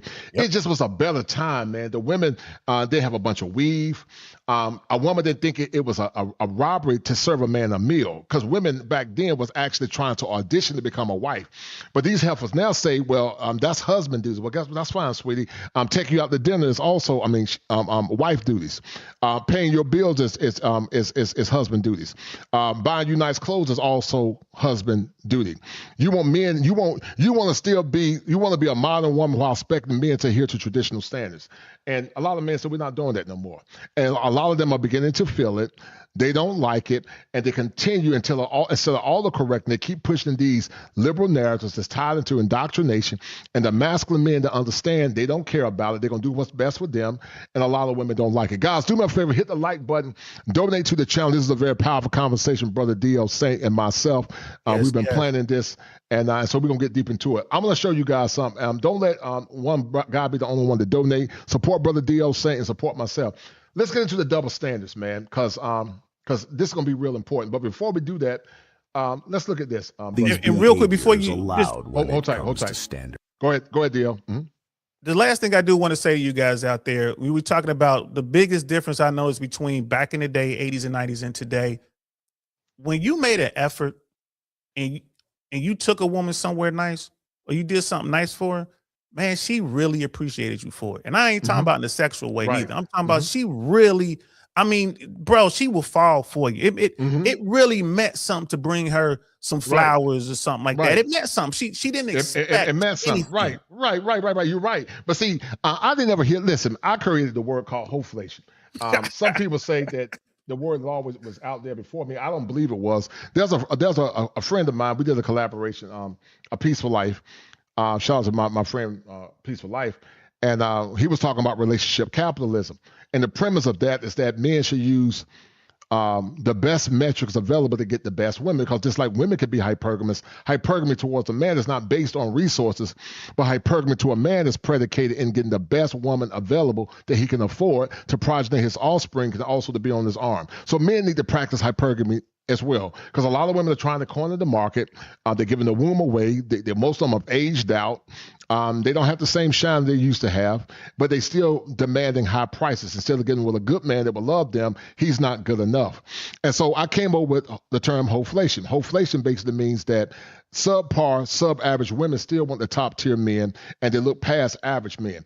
And what men need to start doing is say, no, I'm not going to pay no tariffs on hoflation. I'm not doing that. I'm tired of being taxed out and not getting nothing in return. And that's why I don't believe that men should necessarily get married to the typical woman now, because they don't bring anything, they don't add any value, and they don't believe in respecting their men. Quiet Storm said that the systematic destruction of the black nuclear family was the beginning of the end. I agree with him 1,000,000%, because the image is the symbol of the eternal Godhead. That's why I say you got to know what markers to look for when you try to disseminate and break down what people mean by the end of time and the end of days. We're definitely in the latter part of the last days. It started once the master went back to heaven, but it's closer now than it's ever been before. And you and I had to talk in the back to break it down to understand it. But I'm going to prove, Brother D.L. Saint, the double standard that happens anytime men tell their story, and anytime men tell their pain, and anytime men try to give an example. Listen to what Six the Godless said. listen to what Six the Dollars. 6 footer. Six the Dollars said about brother Powell. Watch this, hold tight. So she said we had to talk about Powell's old ASS with his gummy bear blank. Talking about he just learned how to love at 7. This woman's supposed to be pro-black, but she's disrespecting the elder. She's minimizing that man's pain. She's not giving him the same grace that she would give another woman. Suppose somebody said, look at her with her old Rand drew behind, got to use fillers and makeup, used to swing on the pole, but talking about she want a high-value man. You see how that works? You see how that works? You can disrespect an OG, but let a man say that to her, and then all of a sudden he's misogynist, he's hate black women. And so they flip-flop when they want to be pro-black, because this woman's supposed to be a pro-black. But this woman has had a history of being a pole dancer, a stripper, a 304. But you're talking about Clifton Powell because his standard was not what you expected. Part of the trauma narrative is that men can never tell their story unless it's approved by black women. And that's why I keep telling men, how can you call women your women when they don't respect you as men? You got to get their approval to tell your story. What kind of man is that? They got to get approval from a woman to tell his story. But I want you guys to listen to it. And guys, once again, donate to the channel. It took a lot of time to put this together. And hit the like button. Hold tight. Why are these behaviors allowed when it comes to standards in dating, marriage, and relationship? Why is it that modern women can tell their story, but the stories of black men, or men in general, is always under the lens of trauma and being a predators toward to women? But we wonder why men suffer in silence, and the same message continues that men are dangerous. Come on. Do you think that men can adequately tell their story without it being scrutinized? Because I was looking at the show, shout out to Black Man Unfiltered, and you guys had a great concept. I was trying to get the other brother on the show. Maybe I figured out who you were talking about is JT, bro. That's my homeboy. I apologize, man. I thought you were JT. Talking about the other dude, and I don't know the other guy. You're talking about TJ. Yeah, I thought you. Yeah, I know JT. I reached out to him as soon as I saw your thumbnail. I reached out to him. So I'm gonna line it up for you next time. I promise you, brother. I owe you one. My bad. I thought you were talking about somebody else. That's I was talking about him. Yeah. I know JT. JT's my homeboy too. I know JT, but I was talking about this guy. But this zesty guy came at Clifton Powell, and there's a lot of times black men, see, the world don't want masculine black men like myself and you to tell the truth and speak truth to power. They want men that are quiet, men that go along, get along. They want nice guys. But really, women, her biology, she wants a masculine man.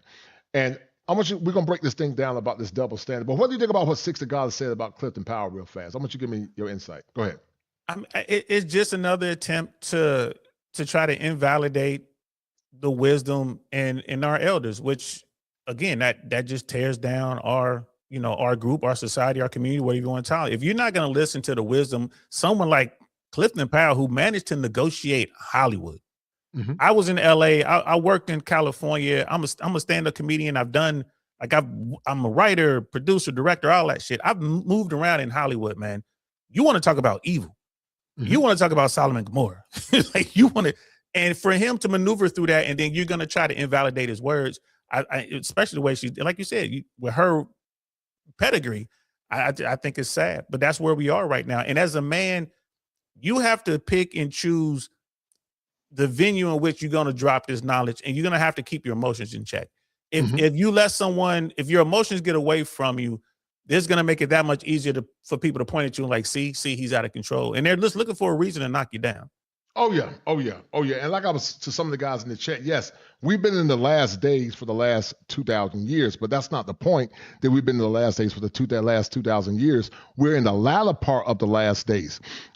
It started over 2,000 years ago, but it's been accelerating ever since. So let's say we were in a vortex, getting close to a vortex. We're in the belly of the beast right now, because things are not going to change in our lifetime. It's just not going to. And listen, I'm not against keeping hope alive, Brother DL. I'm not against it. But I have to look at things through the lens of pragmatism. I don't see no sign or indicator that things are getting better. And for this woman to disrespect Brother Clifton Powell and call herself an OG and use the nomenclature of a white supremacist, that's why I don't even take some of these FBA serious. FBA, you can't be FBA using white supremacist rhetoric, calling people the N-word and a coon. That's why I don't, because that doesn't come out of the black lexicon of excellence. It comes from a trauma response, and many times come from a place of ignorance. And women like her get venerated for being a thought. $60. She gets venerated. And this is why these young women are using their sexuality as opposed to using femininity, because they see it. This is what they see. And shout out to everybody on my platform. I'm over here with Brother Kosher, so that's why I'm not showing everything you guys are noticing. I'm not hitting the sound effects as much, because I'm over here with the collab. Just so y'all know, man, I see y'all. Appreciate y'all. Brother, even one of my brothers, Brother Ian in the chat. Everyone's talking about the end. We're gonna have to do a show, bro. I'm gonna hit you up. I'm gonna try to get you on my platform. We could to school me on the end of days, but we'll save that for later. Yes, sir. Right. So once again, men trauma and men stories is always tied, or more or less, at the approval of a woman. If it's not at the approval of the woman, then it's minimized, and that's why I have a problem with it. But listen to this. And relationship. Why is it that modern women can tell their story, but the stories of black men, or men in general, is always under the lens of trauma and being a predators toward to women? But we wonder why men suffer in silence, and the same message continues that men are dangerous.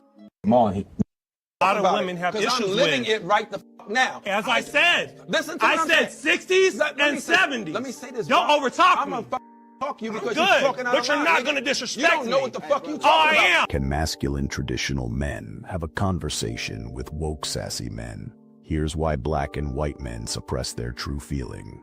Because of this, and ongoing condemnation, instead of understanding. Eventually comes a point where you have to decide, how do I want to live my life? I haven't talked to my daddy in 6 years. I don't give a fuck about what my family has gone through. I know where I will go. So it's like, you can only say that for so long. Black women are tired. Have that upon yourself. Now, you notice he said black women are tired. he never said that black men are tired of paternity fraud. He never said that black men are tired of being married to 304s. He never said that black men are tired of false allegations. He never said that black men are tired of losing their kids in court. He never said that black men are tired of losing their jobs because they spoke out. Because it's all about, it's never been about equality, because if it was about equality, they would be fighting for bad behavior of women, but it's about superiority. They want to be superior to the men, and that superiority is tied to Luciferianism, because Luciferianism says that God is down and Lucifer is up. That's why if you look at a Luciferian, he always turns the cross down, and they try to more or less destroy the image of God, which is the family. And so it's always the man fault, because most of these rainbow warriors, I call them libertarians, that go to school, they don't go to school to have objective conversations. It's always about this damn this mantle of patriarchy. Now think about this. Identify a time where black men had the power, Brother D.L. Saint, to oppress and to control women. You tell me a time when black men conspired with white oligarchs, white powerful men, and created policies to oppress black women. Tell me a time. I'll wait. Yeah, you have to wait a long time. There is no evidence. Yeah, because that didn't happen. But we can make an argument for the other side. We can make an argument for, when Lyndon Johnson wanted to do the whole welfare thing. It was a good idea, but then it got turned into something that would remove the man from the home, which is funny too, because you would look at the same policy in rural areas would encourage the man to come home, but in the urban areas it would encourage the man to get out. And say what you want about it, but hey, do the research. Ask ChatGPT if you want to, because AI ain't gonna lie to you on purpose. You know what I mean? You get in there and do some research and you can see this, but yeah, that's never been the case. That just hasn't been the case, man. And I hear this all the time. And a lot of these dudes are just performing because this is the way they were raised. You got this guy, and I know. I'm sorry. This is the point I wanted to make. Mm-hmm. You were talking about Luciferianism, and all that. First time I ever heard that term, I ain't gonna lie to you. I'm gonna look it up. Mm-hmm. But I look at Hollywood. I look at some of the movies that were coming out, all the zombie stuff and all that. But then there was a TV show. I think it was called Lucifer. Mm-hmm. It was not the one about not the one with Idris Elba about the detective. There's another. I know what you're talking about. It was a show, a TV It's show. a show, a hit show in Hollywood where Lucifer Morningstar, like the devil, was the good guy in this show, and he was going around solving. You hit it right on the head. Right. He was a good guy, and I remember watching it. Like, this show was, it was like, oh, it's a cute show. As a writer, I'm just like, oh, this is a crazy premise. And then you had like the angels and demons, and you had God's wife. Yeah, they had God's wife who God had banished to hell. This storyline that they're doing, but the overall message of this show was the devil was good. Well, that goes back to John Milton's Paradise Lost. Read that book. I knew it when I saw it. In John Milton's Paradise Lost, Lucifer was the bad guy. Lucifer was the good guy, and God was bad. So it's no different than God being the patriarch. Anytime men try to have structure and order, man is like God because man is the image of God. Man is bad, and Lucifer is like the rebellious woman or the rebellious child. So Lucifer said the same thing that the average woman or the modern woman say in these rebellious women, that anytime daddy try to set structure, daddy is the bad guy. So therefore, daddy is trying to stop me from my freedom. And so what it does is that, similar when it goes back to the book of Adam and Eve, Luciferians understood that the gnosis, which comes out of Gnosticism, that God was trying to stop them from having power. Power is tied to knowledge, and power is also tied to freedom. And so that's where it comes from. It comes from a lot of esoteric principles from Gnosticism, from the Theophilosophical Society, Rosicrucianism. It comes from communism. All this stuff is tied in together, and it's part of a conflagration to eventually usher in a one world order. That's what it's all about. But anyway, I don't want to get into too much into that because it's too deep. It won't make any sense to you, to the average person. I'm still learning. It's crazy. But the point I wanted to make is, if you want to indoctrinate people, if you want to change the collective thought process of a group of people, media is the best way to do it, especially mainstream media, these TV shows. Because little kids are watching it, and the parents don't know what the kids are watching. It's like, oh, the devil is good, and no one's going to church anymore. So when you said that, I'm like, ooh, you want to talk about, they like to call them psyops. I'm like, well, this is definitely a thing. Yes, sir. All right, hold tight. Let's get back to it. Hold tight. Stop waiting for a woman to tell you what you need to do. Take that upon let me yourself. Let me address that real quickly. For me, I didn't know fucking how to Can love. I say one more thing? No, I have to say this, because another thing that happens is, too, you live your life for so long, and I'm not meaning no disrespect by It's this. all right, just saying, bro. But when you hit your 60s and your 70s, I want to be right. Okay, but let me. I want to live my life right. I want someone to take care of me and protect me. Now, how's that any difference than a woman saying she want to be right when she in her 40s and her 50s after she been ran through? How's that any different, brother Dio? I mean, it's not. It's the same message, and like this guy, obviously, like you said, this guy's a little sassy or whatever. Like, what does it mean? What does it mean to be right? Like, I never saw this this video. I have to watch the whole thing. I'm gonna go back and watch it.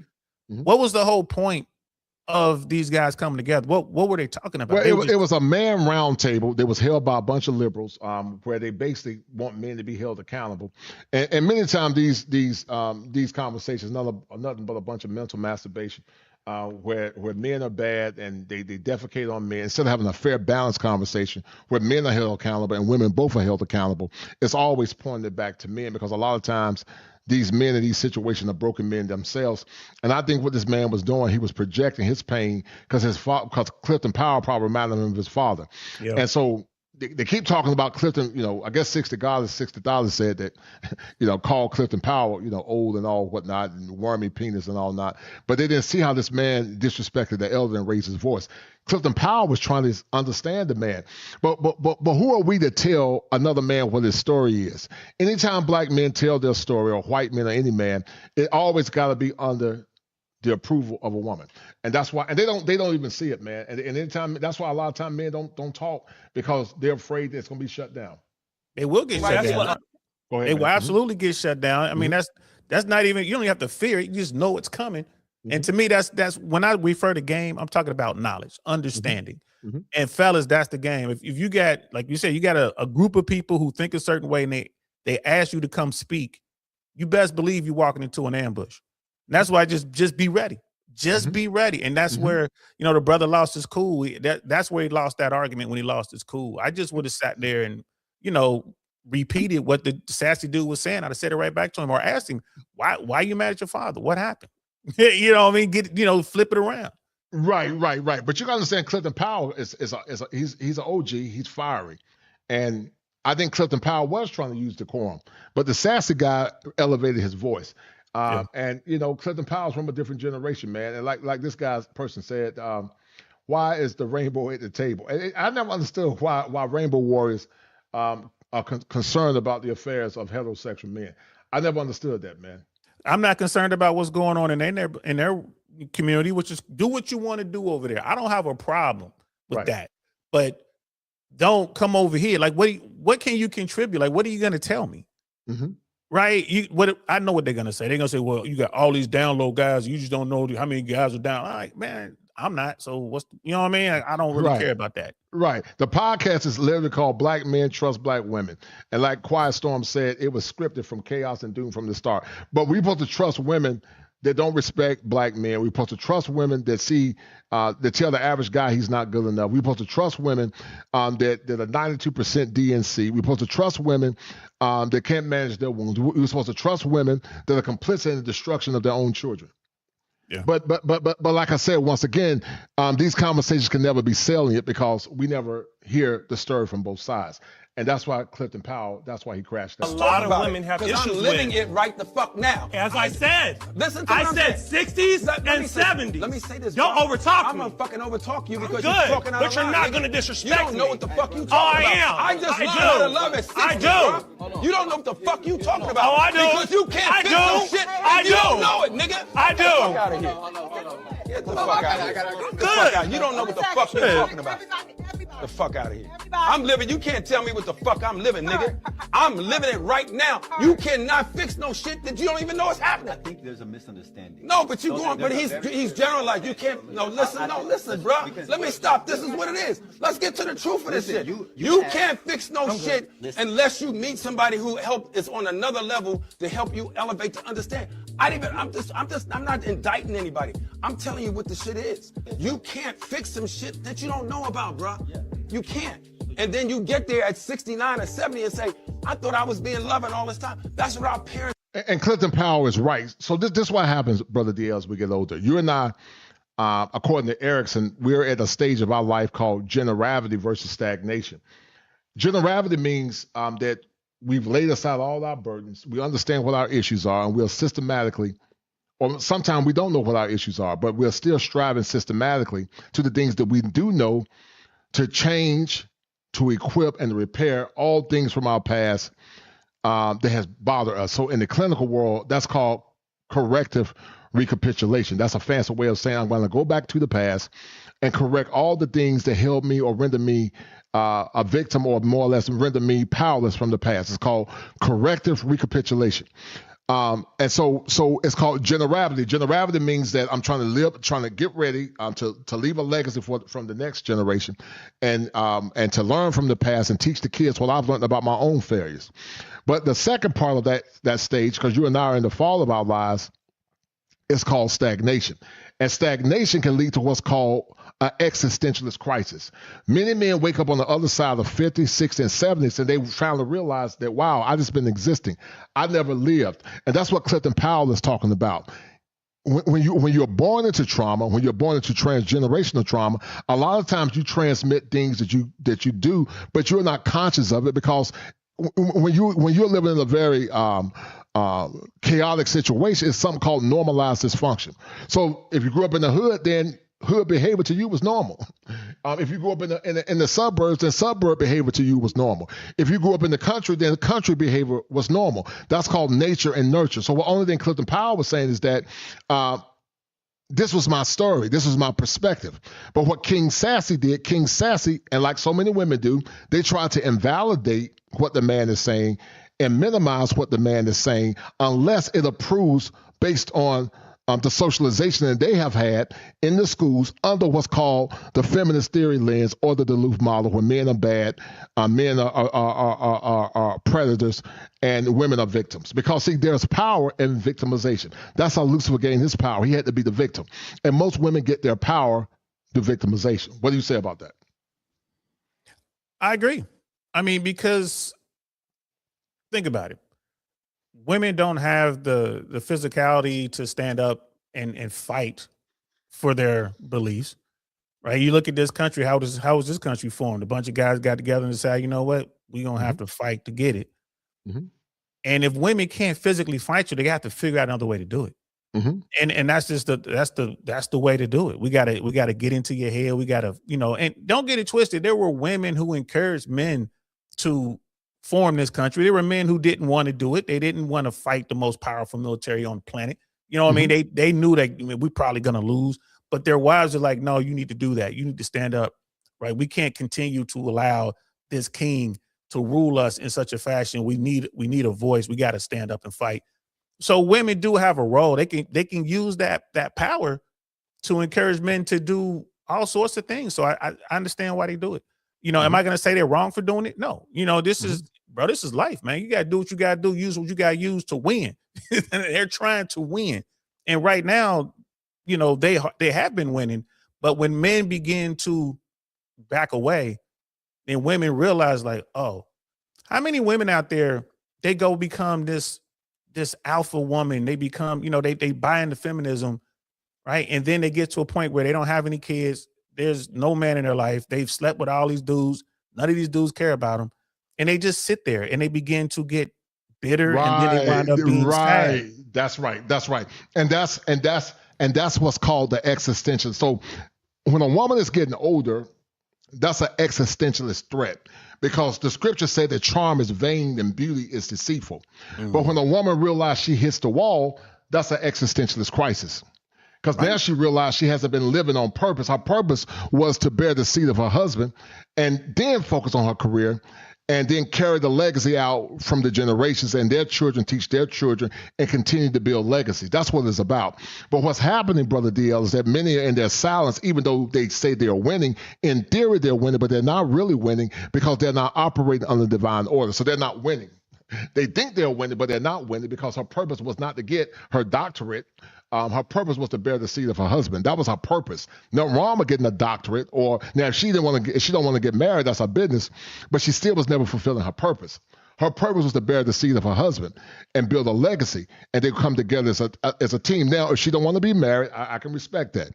But that's what her real purpose was. And so she ain't winning. She thinks she's winning, but they don't tell you about the stories when they're by themselves, quiet, stressed out, stressed out, broken. But technology is letting us see those stories now, because we got TikTok, we got, Instagram shorts or whatever. And you see the women sitting in their cars crying, mad because they can't run the clock back. And they can't run the clock back. They can't run the clock back. And they had the dudes. There's so many women out here who will have these guys. The guy, and like you said, men do love idealistically. women, I will say a lot of women do love opportunistically. You know, Yes, sir. shout out to They Rollo do. Tomasi. They do. Rollo They Tomasi do. says that all the time. You know, that's They the guys do. on the red pill. They love, you know, Yep. eating Rollo stuff. I see it. And then women get to the point, like you said, they hit the wall. Everyone hits the wall. It comes from men too, but they get really upset because the guys don't reach their stride until later in life. As a man, you start, you know, you get into your 30s and you start making money, right? And then she's upset because that, like with Michael B. Jordan, that girl that he went to high school with was calling him a nerd and all that. Now they on the red carpet and she trying to talk to him. And he's like, nah, you call me a nerd. Remember that? And she's stuck. Like you will never be able to get that guy because you didn't have the vision and the wisdom. I mean, how many women, I could tell you this. I know for a fact, a lot of older men and older women put me on game when I was young. And they told young women too. The older women tell the young women like, nah, you better keep in touch with that young man right there. He gonna be somebody. He gonna be somebody, right? He gonna be somebody. But nowadays they don't listen because they want that short term. They want short-term gratification, right? Gratification, yep. And they want to wait at the finish line after you've done all the work. And men will say, "Oh no, heifer, if you weren't with me in my ascension, if you weren't with me in my valley, then you can't be with me in my ascension." There was a song back in the day that said, "Back then she didn't want me, now I'm hot, they all on me." So guys are saying, "No, I'm good. I'm gonna focus on myself." Listen, this is what they doing, Brother DL saying. They said, "Don't even worry about it. You don't respect me. I wasn't good enough. I was broken, dusty. That's fine." So what a lot of guys are doing now, they're doing this. Hold tight. Hey, girl, you gonna eat your cornbread? Don't say nothing. You talking to me? Yeah, I think you're talking to you. 腰はひねって S 字型。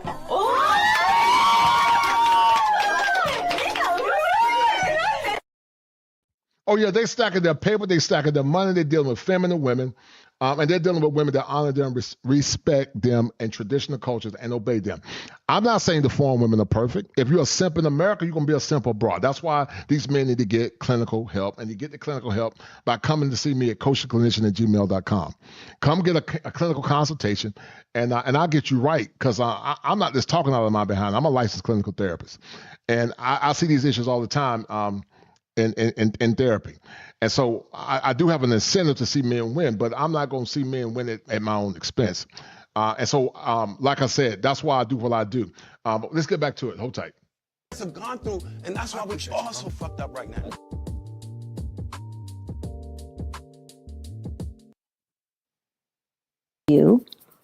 Now, you know what? Somebody said something, Brother D. I want to ask you this question. Because, you know, and this young sister said, another man-hating podcast, they're not lonely enough. Right. But somebody said something about men. They always call men down low. Somebody said something about men being down low. Oh, yeah. Here you go. Yeah. If men are down, if men are down, DL, the biggest issue for women are openly G men who they call friends who do not expose the DL men. More likely he's sleeping with her boyfriend. Now watch this. You know what I find so weird, Brother DL, is this. A woman will call a man down low, but according to research, most millennial women have slept with men before, women before. Yep. Do you know how many women have sampled or bumped beavers before? There have been a lot of women, Brother DL Saint, that's bumped beavers. I call it beaver bumping. They've been doing a lot of beaver bumping beavers, and also not telling that man the truth. But now watch this. Imagine if a man like Andrew Caldwell said, but listen, God forgave me, but in the past, I used to like boys. Imagine if Andrew Caldwell came to a woman and told that woman about his past, and this is what Brother Andrew Caldwell said. Not gay no more. I am delivered. I don't like men no more. I said I like women. Women. Do you think, brother, because this is a double standard. This is the double standards that women don't want to talk about. But do you think a man can say, listen, in the past, I was traumatized, I was violated by another man, and God forgave me? Because, you know, women like to use the scapegoat clause after they've been ran through. Oh, happy days when Jesus washed my sins away. And I'm not saying that God can't forgive a person, but they always use that as a fallback because they don't want to be held accountable. They call it the Holy Jesus pipeline. It's definitely not a flex. If you out there, if you a dude and you used to bang other dudes or got banged by dudes, Right. and you go up to a bunch of women and say that, man, it's a wrap, bro. You done It's a dried wrap. up. Yeah, you It's done a- dried up it's- every it's- woman in earshot. She ain't trying to It's mess a with wrap. you. On average, a woman is not going to deal with a man that's been entered by another man. It's a principle in the term I created, Brother D.L. Saint, called the penetration principle. And so I understand why women don't want a man that's been penetrated, because in her mind, she cannot look up to a man that's been entered by another man. I get it. But conversely, men feel the same way. That's why men don't like to have the thought of his woman being entered by multiple men. A man, if he could, want the purest woman that he can get. You and I talked about on the phone that if a man can get a woman under 5, that's a superior woman. But men now can even get a woman that's been with under 5 guys. Am I right or wrong? If you find a woman in our age that's been with under 5 guys, you got a unicorn. Would you not agree? You got a unicorn. I think that's changing. And we were talking about like body counts, wherever. And when dudes come to me about body counts, they're talking about these women. I'm like, bro, don't even worry about it, because she's not pure. I mean, she's probably not pure. You get, and I asked a few questions like, all right, where did she grow up? She grew up like in an urban area, or was she in a rural area? Oh, she's from, Atlanta. Okay. Where did she go to school? Oh, she went to the university or whatever. I'm like, yeah, man, she done smashed some dudes. I'm just here to tell you, man, it happened. It happened. I mean, like I know, I was in Fort Bragg, North Carolina. I didn't go to college when I graduated high school. I went straight to the military. So I was all about hitting up Aggie Fest, Freaknik. You know what I mean? I was everywhere doing, bro. And I was at, HBCUs, and I was at regular schools. I was at Duke. I was at Chapel Hill. Okay. Doing my thing. Right, I was up there. Boy, we was at Bragg, man. We Fayetteville is not that far away from them places, man. We just ride on up there. And I would go back home to Cincinnati, University of Cincinnati, going up to Xavier in Cincinnati, going up to Ohio State. And I'm telling you, the women were doing their thing. So I don't, when dudes get hung up on body count, I'm like, bro, just understand, unless she's coming from some culture where they really watch that, she's not going to be a virgin. And if she, and to find a woman with a body count that's 5 or less, that's a unicorn. You better lock her down. Listen. I agree, and I agree with what you're saying, but I'm gonna add some nuance to it, because you're correct. But here's why I would differ this a little bit. If you're not going to be serious about marriage, then you shouldn't worry about it. I agree with you 100%. If you ain't taking serious in marriage, don't worry about it. But if you're taking her serious for marriage, you need to be concerned about it. Now, we understand she ain't going to be pure, but we should be like a house inspector to say, I need to find out as we get closer to consummating this relationship, how many hot dogs you had inside of you. Because see, what these women now do, they don't tell you the whole story. They only count relationships. They don't count the one where the guy couldn't get it up, or the one where it wasn't any good. And so just like she want to know your future past, a man got a right to know her sexual past. And so I think the men should be hyper vigilant if he's serious about marriage, doing research and saying, listen, if you're going to be with me, you're going to have to take a lie detector test. Because you're right. We know they're not pure. But I don't think men should pay full price for women that are not virgins. I don't believe that, because I grew up in a culture where my daddy and my granddaddy got different women. I know people might say it's a different time now. Well, if it's a different time now, then men need to get with the time and stop being traditional. But the problem is men are still held to a traditional standard where women can still be modern. And men got to say, no, listen, I want to know about your past. Now, I'm not saying you ask her from the first day, but as you get closer to consummating that marriage, I didn't know how many hot dogs you had. And we know we do it with the understanding that we know she's gonna lie. So this is gonna be very extreme. Okay, that's fine. Okay, so before we get married, you need to do a lie detector test. You're gonna pay for one of them. I'm gonna pay for the other 2. I'm gonna get the best polygraphers in the world, because I take marriage serious, because it's a business. Because if men go and saying let it go, well, people don't understand the more men a woman's had, sometimes she can't pair bond as good. So that's a serious thing if you're thinking about the high investment of being married to a woman. No, you're absolutely right. But the thing is, even if guys are out here saying, okay, we're going to give polygraph tests these women to prove that her body count is wherever it is, I'll be out there selling courses to women on how to beat the polygraph. You know what I mean? Like, I'm hiring, the CIA guys. That's fine. Listen. If she can be all 3 polygraphs, more power to her. And she can be all 3. Listen, I look at the polygraph, Brother DL, like getting a prenup. we know that all prenups are not binding in all states, but it's a safeguard. Do you see my point? It's not 100% safeguard, but it is a safeguard. And so this goes back to double standards. We know that men can't be with men. You know, like they said, we don't like men's, not men's, but men's with a Z on the end. A man can't be with men's. And so the double standard is men are judged harshly. Watch this. Men are judged harshly when it comes down to dating and sexual history. Men are judged harshly for low income or lack of status. Women are judged harshly for high sexual history. It's a double standard, yes, but men get judged who come from low income or lack status. So if I got high status, you're going to meet my standards. The double standard dynamic, a man with many partners is labeled as experienced, a woman with many partners are labeled negatively. But at the same time, a woman that's bumped beavers is seen as bi-curious. A man that's been sword fighting is seen as what? Gay. Do you see my point? And that's the one double standard. That one double standard that doesn't work in a woman's favor is the high body count.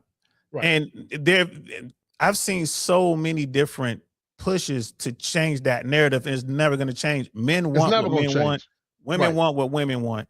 And I tell ladies, y'all better keep them skeletons in your closet where it belongs, because if it comes to light, you're not going to be able to get married to that dude. More than likely, he's not going to want to marry. But watch this, brother DL. If a woman is going to a relationship hiding things, then she's not being honest with that man. So it's a marriage by deception, a marriage by default. Let me ask you a question. If a woman thought you had $1 million in the bank, but you only had 100, and you gave her the impression, either through omission or direct line, that you were financially a high value man, is that not lying? Yes, deception. 100%. And and some nations now are trying to prosecute men for that, which I thought is crazy. Right. So what did we say? What was the social contract? The social contract meant that she had to be sexually exclusive to that man. So how is it that we give the woman a pass when it comes down to her history and keeping that to herself? But then the thing that the woman wants in her hypergamy in general is a man with money and status. Do we tell the man he hold that and keep that to himself? This a lie to get the woman? That's my whole point. We hold men to a high standard, but we don't hold women to the same high standard in a time where we say men and women are both equal. And that's a cognitive distortion. Go ahead. When I hear this, I blame the men. Because one of the biggest things, especially dealing with the Mano Swamp, and most of the guys in the red pill world don't want to do the work to get better or to get whatever it is they're trying to get. It's like I would say 20-25% of the guys are really out here trying to do the work. Mm-hmm. But here's the deal. If you really wanted to change women, the dudes can do that tomorrow. I agree with that. The dudes can do that tomorrow, because like you said, you got women out here, she out here banging the guys thinking, oh, she's putting out, so at least I'm gonna be able to hit. And you got all these other guys running game, and I'm gonna talk this girl into this, which you ain't never talked. There's not a dude out there that's ever talked a woman into having sex. She wanted to do that. Mm-hmm. I don't care if my game is so. No, it ain't, bro. She wanted you, homie. For whatever reason, that's what she wanted to do. Unless you took it, and that's illegal. Mm-hmm.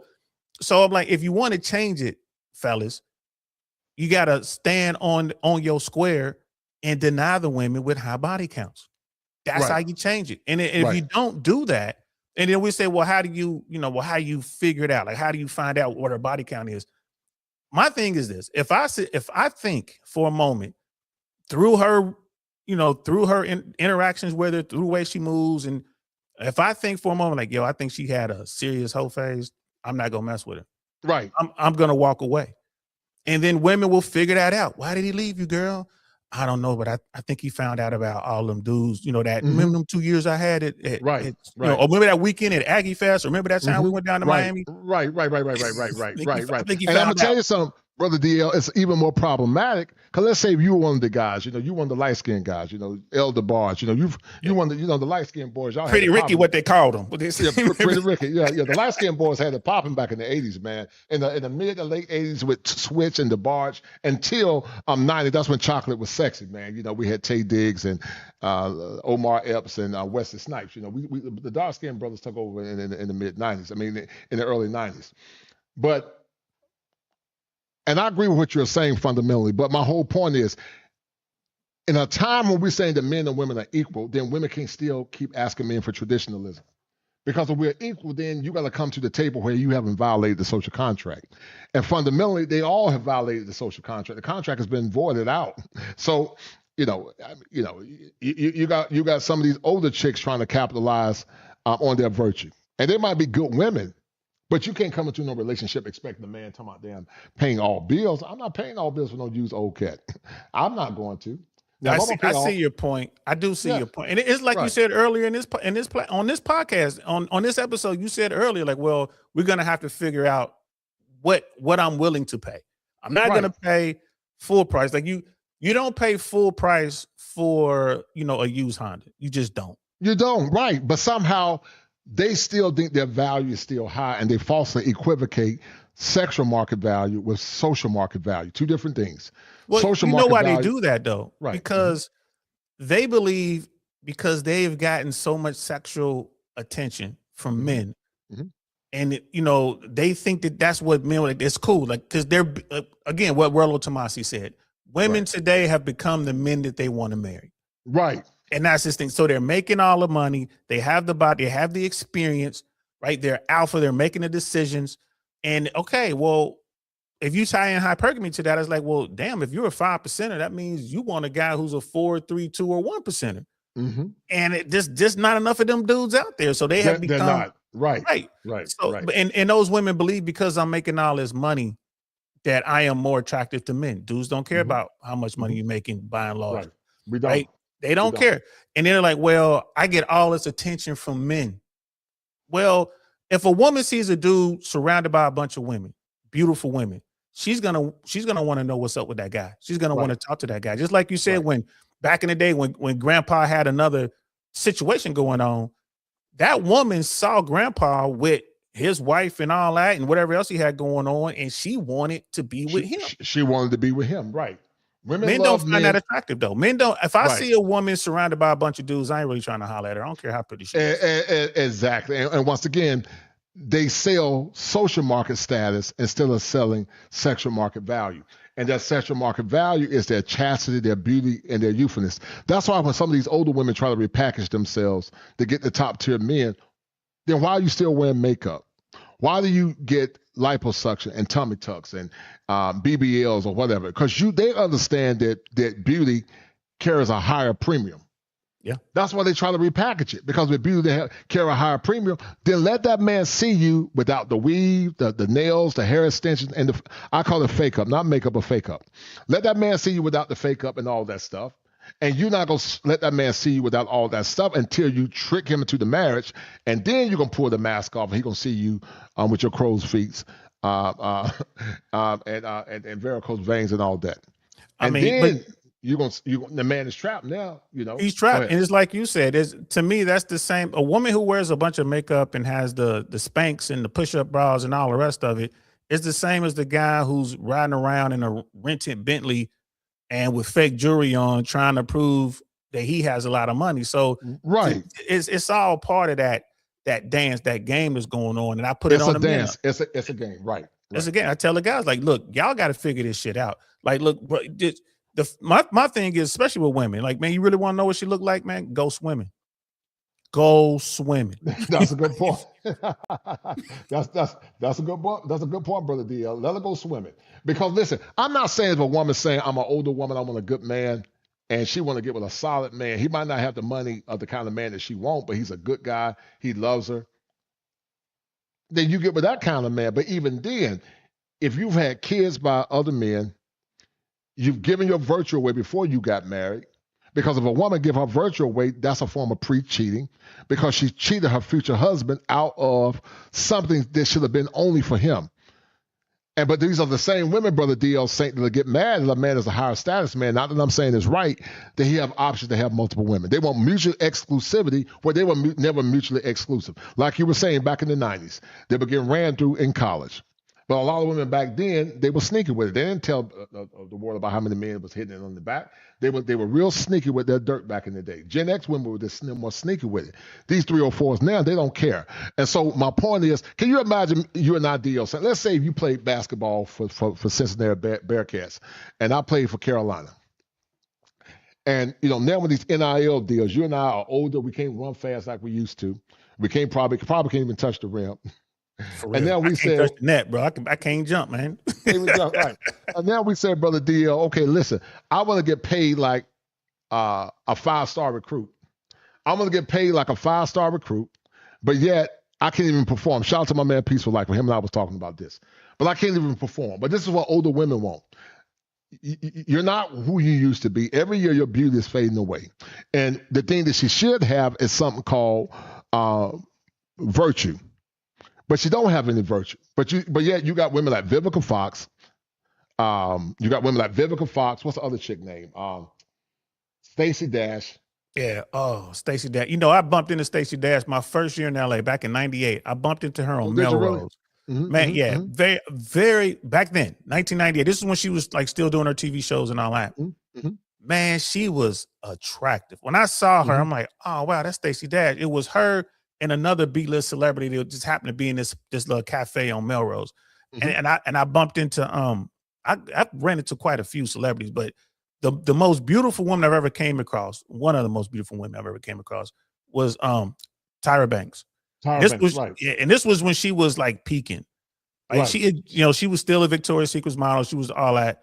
Man, that's a beautiful woman. Her and Logan Brownie. You remember that TV show, Dear White People? Yep. Logan Brownie was the High Yellow Sister, the star of that show. Red bone, look real good, look mixed or whatever. I bumped into her right before I left. It was 2007, I think it was. 2000. Nah, it was 2012, 2013. I bumped into her. Bro, I didn't know who she. I just thought this is a beautiful sister right here. I thought she was from Atlanta. I'm looking at her the way she was dressed. I'm thinking, man, where is she from? And then the people that were around me recognized her when she walked away, and they started talking about her like, oh, she's an actress. She did not. Like, man, that's Logan Brownie. I had to go holler at her, man. I was busted, but I just had principle. I couldn't let her go without saying something. Had to say something to her. But having said all that, you wait 5 to 8 years, and then it completely changes they go from their peak to barely, regular, barely at the median. And that has to mess up their head. I mean, because in your field, like, what do you tell someone when it's like they lost their superpower? And they had a chance to lock down just about any man around, and they didn't do it. And now it's like, well, you're older now, like the wall has come. What are you going to do now? There's plenty of simps out there, plenty of simpletons that want you, but they still can't. I mean, how do you handle that? Well, listen, you have to tell them the truth if they'll hear it, and you have to help them see their cognitive distortions and their irrational beliefs, because their beliefs are not based in rationality; they're based in irrational behavior, and many times I call that schemas. It's called a schema. A schema is based on a core belief, and then I call it a schema affliction. A schema afflictions are tied to core beliefs that are more or less based in fear. So it's called the Peter Pan syndrome, where they don't want to grow old, And so instead of accumulating virtue and keeping a quality man, then they tend to focus on things that are shallow, which is fading beauty. That's what the Bible said, charm is vain and beauty is fleeting away. But who can find a virtuous woman? Lisa Ray the same way. Lisa Ray old and talking about she want a man that make as much of her or more. Lisa Ray, that'll never happen. Because if I'm making $5 million, why would I go with Lisa Ray that's old, menopausal? Like Halle Berry. Halle Berry got a lubricant because she's old and ran through and can't get wet. So why would I settle for that? Ooh, shots fired right there, bro. Oh. I mean, I'm not trying to be mean, but am I right or wrong? It's biology, man. I mean, it's science. Biology is biology, right? Science is science. So why would I pay full price for somebody that old when I can get me something young, tight, and dynamite? And they might say, well, you old, you got to use a blue pill. And that's what they always say, but that's a myth. If a man eat clean, lift weights, do his squats, get his sleep, and is not stressed out, that man can still perform. Yeah. He can still perform. I'm not trying to get in your personal business, but when you be around a beautiful woman, I don't think you need no blue pill. No. Am I right or wrong? Am I right or wrong? Man, listen, you're right. I mean, here's the thing. As we age, men do age differently than women. And even if a woman, like, I'll give you an example. Brooke Shields, right? Brooke Shields is definitely one of the most beautiful women I've ever talked to. I'm talking top 20 I've ever seen in my life. And I've been around the world a few times. Right. I had no idea she was that attractive. Real talk. And even Linda Evans. still, as old as she is, that's the original Wonder Woman, still is good. But like you said, why, as a guy, why would I try to engage with these women when I can go get someone who's 30 years younger? Right.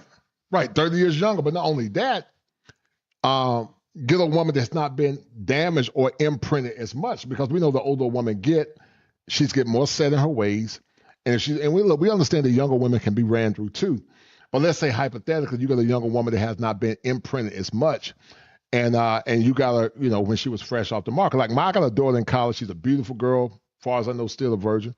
And I want her to get with an older man, but he got to be a higher tier older man, because my daughter's coming in pure. So you're gonna have to pay a high price to get with my baby. I don't want my daughter to get with no dusty man, a man that got a bunch of baggage, a bunch of children by multiple women. I don't want my daughter to have that, unless she chooses that. But I don't think that would be the best path for my daughter, because I've raised my daughter to get the best, because she's at her peak right now when she's young. She has a tight body, and I want her to get the best man that she can get. I don't want her to settle for no sorry guy that don't have a plan, and he can't give her a high quality life. Those kind of women deserve top tier men, because they got the accoutrements to get that kind of man. But you got these older chicks like Lisa Ray and Stacey Dash or whatever, ran through old. But yeah, you damn talking about you still want a high value man. I mean, it's an insult. It is an insult to men to put in the work, because we had to work hard to get our value. Now, don't get me wrong, height and charisma plays a role. Yeah. But that's not the highest essence of our value as men. The highest essence is our money and our status. Not saying because we know dusty men get with women all the time, and women pay full price for dusty men. But the highest a man's highest essence is his money and his status. And here's another thing too. There's I used to run a comedy show on Sunset years and years ago, and the bar, the club was owned by a brother. Shout out to Omar. And this brother was a professional bodybuilder. But, he had money. He and his brother owned Dublin's before it closed down. You remember that's Jay-Z's song, Bubbling in Dublin's? They owned that joint. Dublin's was legendary.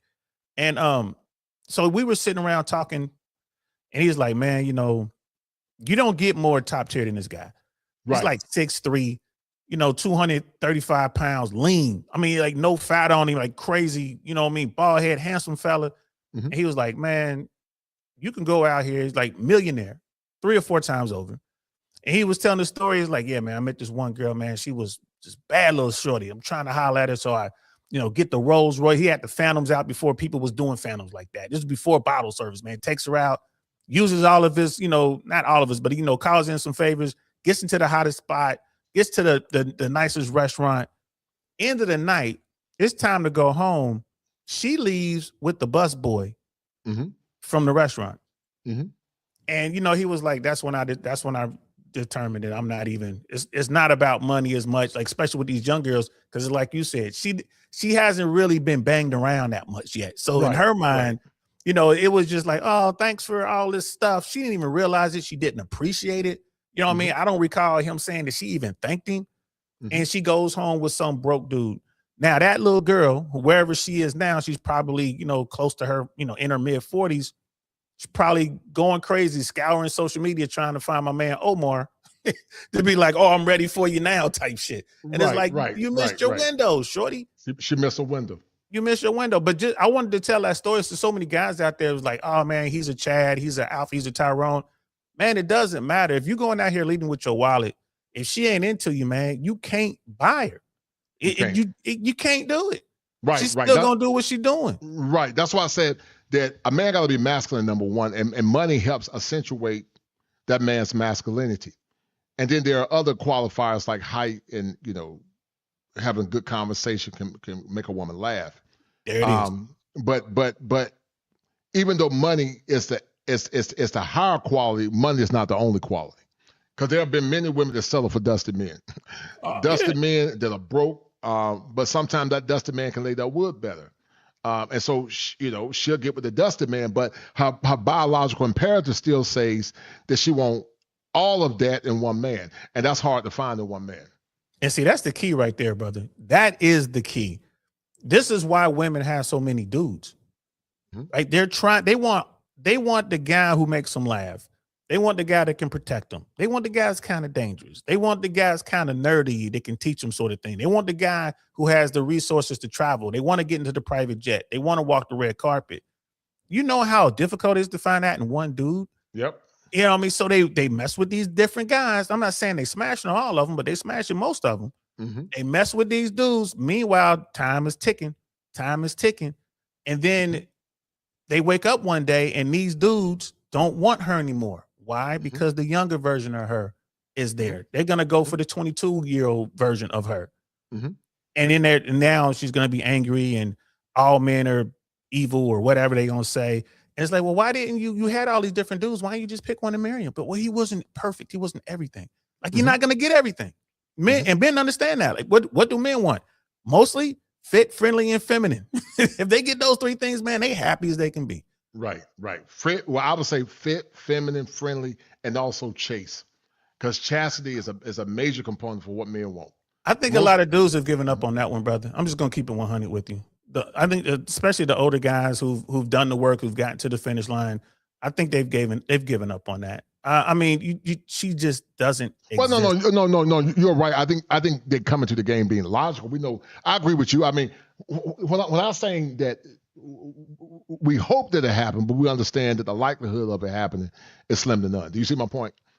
Yeah, I see your point. But I mean, that used to be a really big thing. But I just think, especially now, when you go into someone's Instagram or, the older guys, they can go on some girl's Facebook. I'm like, she got a Facebook? Like, how old is she, shorty?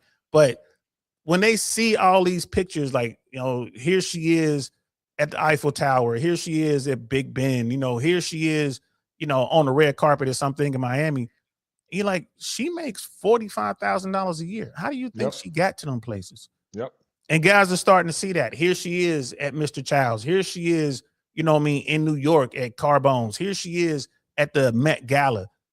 And even the dumbest guy, it doesn't take him long to figure out, like, yeah, some dude is taking her to these places. So a bunch of dudes are taking her to these places. Right. So I totally agree. Yeah. So that chase thing is like, come on, man. I wish I could sit here and say, like, yeah, I think there are a lot of women. I can say this. I think that the younger generation coming up, a lot of these girls, they are virgins. Like, I look at my daughter's generation. My daughter's 17. I agree with that. It's like a new movement going on. I agree with you. Because think about when we were in high school. I mean, when I was in elementary school, there was a girl in my elementary school who was pregnant. Right. And that wasn't even like, it was shocking back then. But now you look at it like, pregnancy in middle school and high school was just like, whatever, in certain bubbles. But then I look at my daughter's school. I talked to my daughter about it. She was like, yeah, there was a rumor that one girl at another school got pregnant. I just know kids in your school pregnant. She was like, nope. What about middle school? Like, nope. So these kids aren't really doing it like we were back in the day. And I think that's good. That's a new movement moving forward. So all these guys gonna be trying to get one of these girls? You know what I mean? Like 60-year-old dudes trying to get these 19, 20-year-olds coming right out of high school? Right. And so my premise is when I tell men should optimize outcomes is that I agree with you. Most men our age understand finding a woman that's chaste is like finding, like Dorothy said, somewhere over the rainbow. Right. We know it's possible, but it's not probable. But I still say men that got money and status and access shouldn't settle either. I think that men should be exhaustive in getting the best that they can get with their money. I don't think men should settle if they've done the work. Like you established, you're a silver fox. You probably got wealth. And I think you should go in trying to find the best of the best. Now, watch this. I do believe in some countries that you can still find that. I would argue St. James, a man of your stature. How tall are you? About what, 6 feet? 6 feet. 6 feet. You're a silver fox. I'm going to assume that you probably make six figures. I could be wrong, but I'm going to assume that. Yeah. And I would say that a man of your stature, because I remember you saying you date dimes. You can go to Suriname, you can go to Namibia, you can go to South Africa, and you can find the kind of woman that you're looking for. You can find her. And so, if men limit their search to America, then you're not going to find her. But if you broaden your horizon, you can still find that kind of woman, but you might not find her here. And she's really difficult to find here. Can you find her in America? Yes, you can. You know, America's a really big country. You know, most folks don't even stop in flyover country. You know, you can go to Grayling, Michigan, and find you a good woman up there. Like, you can go to Walla Walla, Washington, and find you a good woman. But I agree with what you're saying. You know, I'm well traveled, and yeah, I'm retired air traffic controller, great pension. You know, all that money put away. Even though I'm dealing with the family court system, but you know, I'm still able to deal with that and you know, still have something set up for my daughter. But people ask me all the time, like, you think you'll ever get married? Like, nah, it doesn't make sense for me at this age. I'm too old. I'm too old. I mean, now, you know, unless you don't want to be out here fornicating, that's the only reason. But you know, I'm a heathen. I'm a heathen. I'm the free neighborhood heathen. It's what it is. Yeah, you the horny seagoat. You the horny seagoat. Man, that's between me and God. I'm sorry, bro. We gotta understand it. I'm a heathen, but I promise God I'll stay out of his church. Like, I'll stay out of your church. Right. I love you. Let me read this super chat. They said they put a happy man and a trans man in a straight conversation to undermine it. Nobody wants black men to solve or discuss our issues. And I agree with that, brother, 100%. Let me get more into this, man. Shout out to King Pure Energy. Shout out to him. Guys, make sure y'all donate to the channel.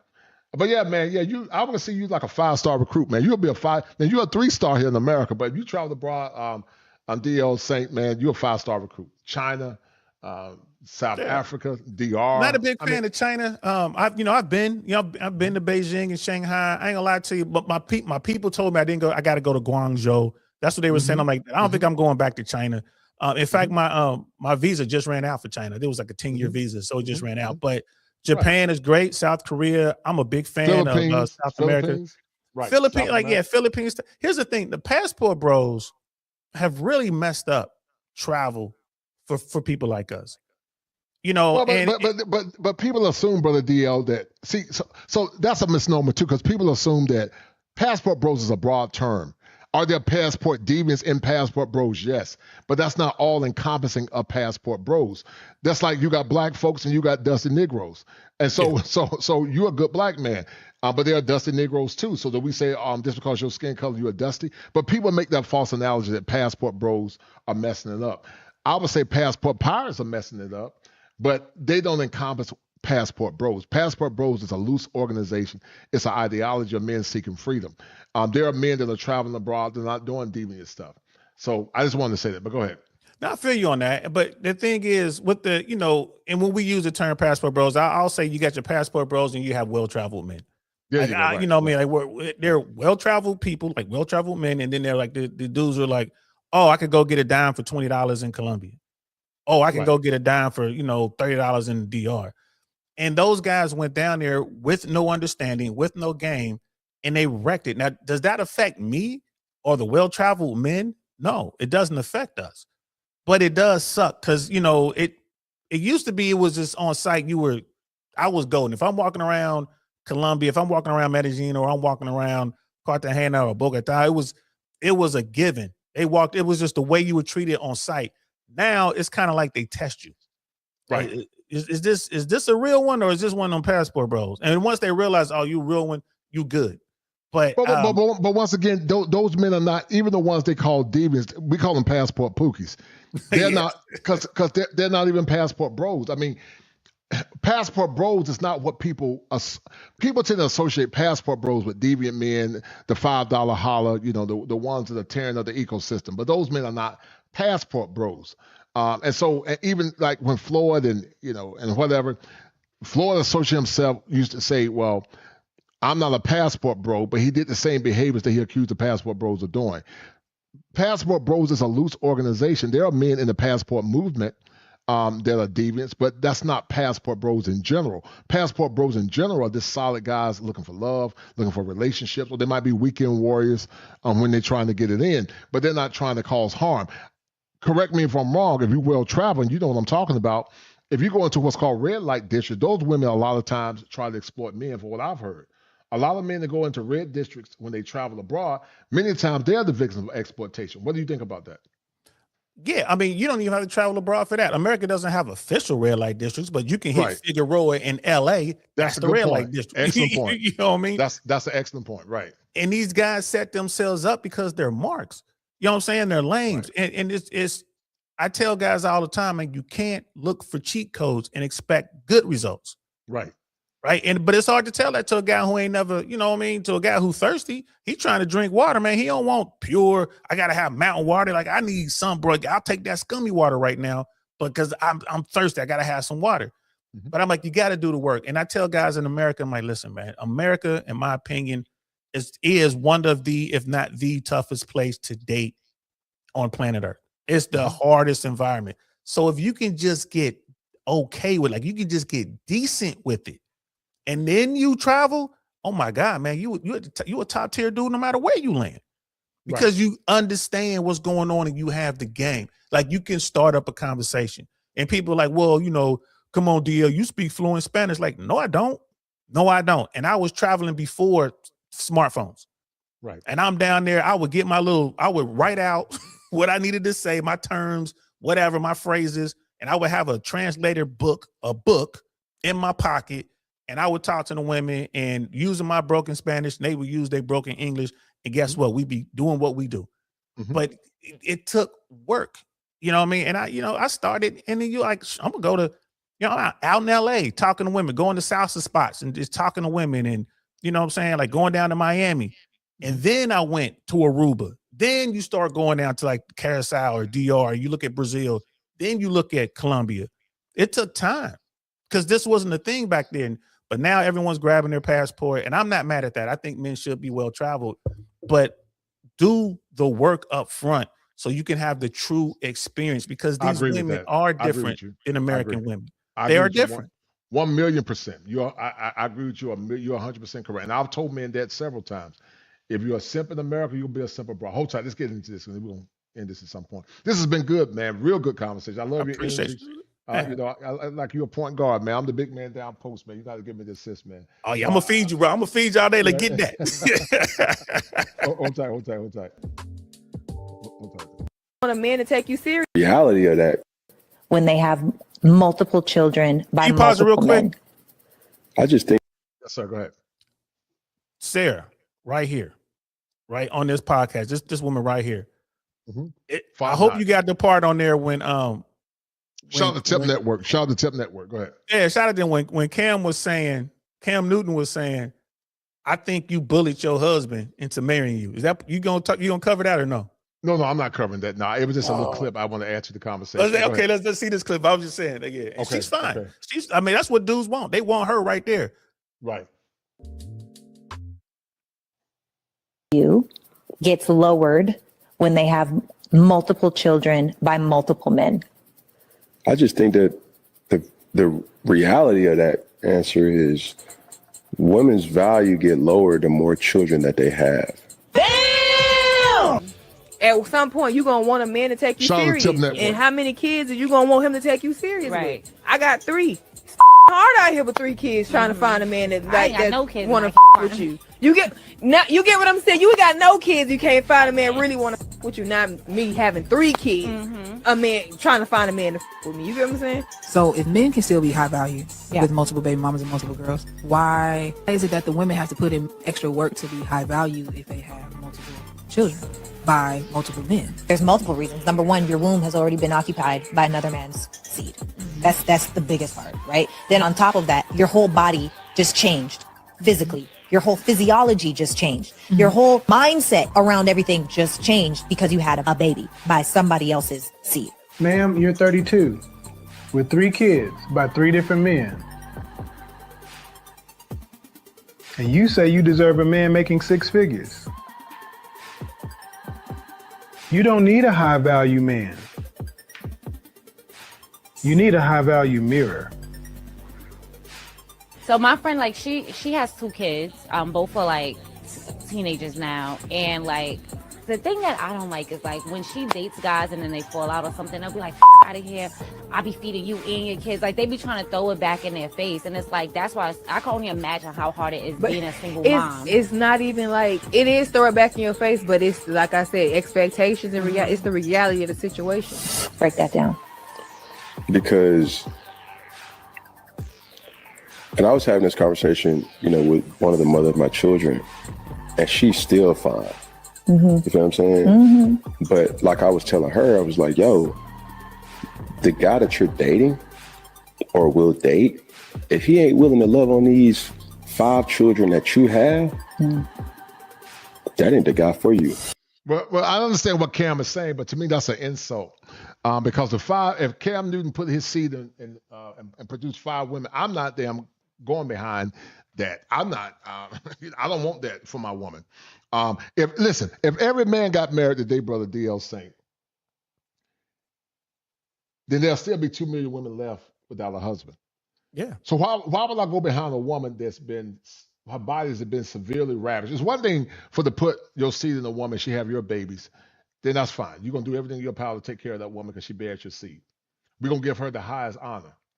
But I'm not going behind no man to put 5 babies in, because Cam Newton probably alpha-wielded her, big-time athlete. He alpha-wielded the woman. It doesn't mean that the man can't perform sexually, but my point is, I don't want that. That's beneath me. I want you to tell the audience, Brother Saint, when you and I were teenagers, because back in the day when we were coming up in the 90s, there were a lot of girls having alouette. There was a teen pregnancy epidemic in the 80s and the 90s. You remember that? Yes, sir. But if a woman had a kid or she was a baby mama, was she not a social pariah? Yes or no? Yeah, she was an outcast. She was an outcast, right? She was an outcast. That's just keeping it 100, guys. Especially back then, like that little girl that I was telling you, I was in elementary school. There was a girl in one of our students. She was pregnant. Now, in her case, I think it was, some legalities involved. Something, something went down. But even then, they were just, the grown-ups, the grown women, they treated her a little different. It was a stigma there. It was a severe stigma. But to expect a man that got money and status and work hard to come behind that's a fool. Hold tight. So you can look at what you a year. Black women earn $327 a year. So this is the double standard about the trauma narrative. We're gonna end it in a few minutes. I want to see this Duke Michigan game. I'm in the Tar Heel State, the greatest state in the I ain't mad at you. but Brother DL, you was on this podcast. Shout out to Black Man Unfiltered. And you notice Anissa always talk about things through a trauma narrative. Do you remember that conversation? What do you think about what she said, this trauma narrative? Before you answer, I'm going to play the clip. Hold tight. So women, period, absolutely stayed in situations that may not have been the best situations for survival.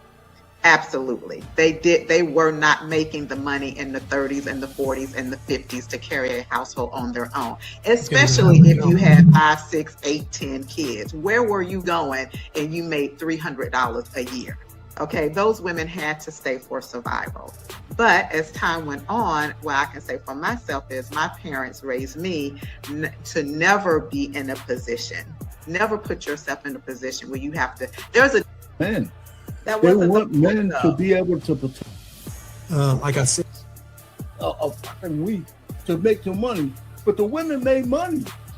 Women make the choice to stay with what I'm trying to carry a household on their own. What they don't understand back then, Brother DL saying, of course, white women made more money than black women, but white men made more money than black men. And black men and black women had to work together collectively in order to survive. But they create these false dichotomies like, black men was making the same amount of money as black women, and that, black women that have options, and, all black men back then were abusive and they were hurting black women and they didn't have choices. What do you think about that lack of that kind of disrespect that a lot of these women are pushing towards black men? I don't think the women realize it's disrespectful towards black men. And it's that, like you said, that victimhood mentality that it's cool to be a victim. And, it's not my fault that I'm a baby mama, or it's not my fault that my mother raised me this way. And it is disrespectful. And what's sad about it is the simpletons that are lined up, like you said, to take these women on. Mm-hmm. And if that's what you want to do, by all means do it. Mm-hmm. But just understand what you're getting yourself into. But yeah, man, I you hear this all the time, and I'm always wondering, like, okay, so what are we trying to stay here? So you're saying that today women are just blowing up their families because of something that may have happened to their mom or their grandma back in the day?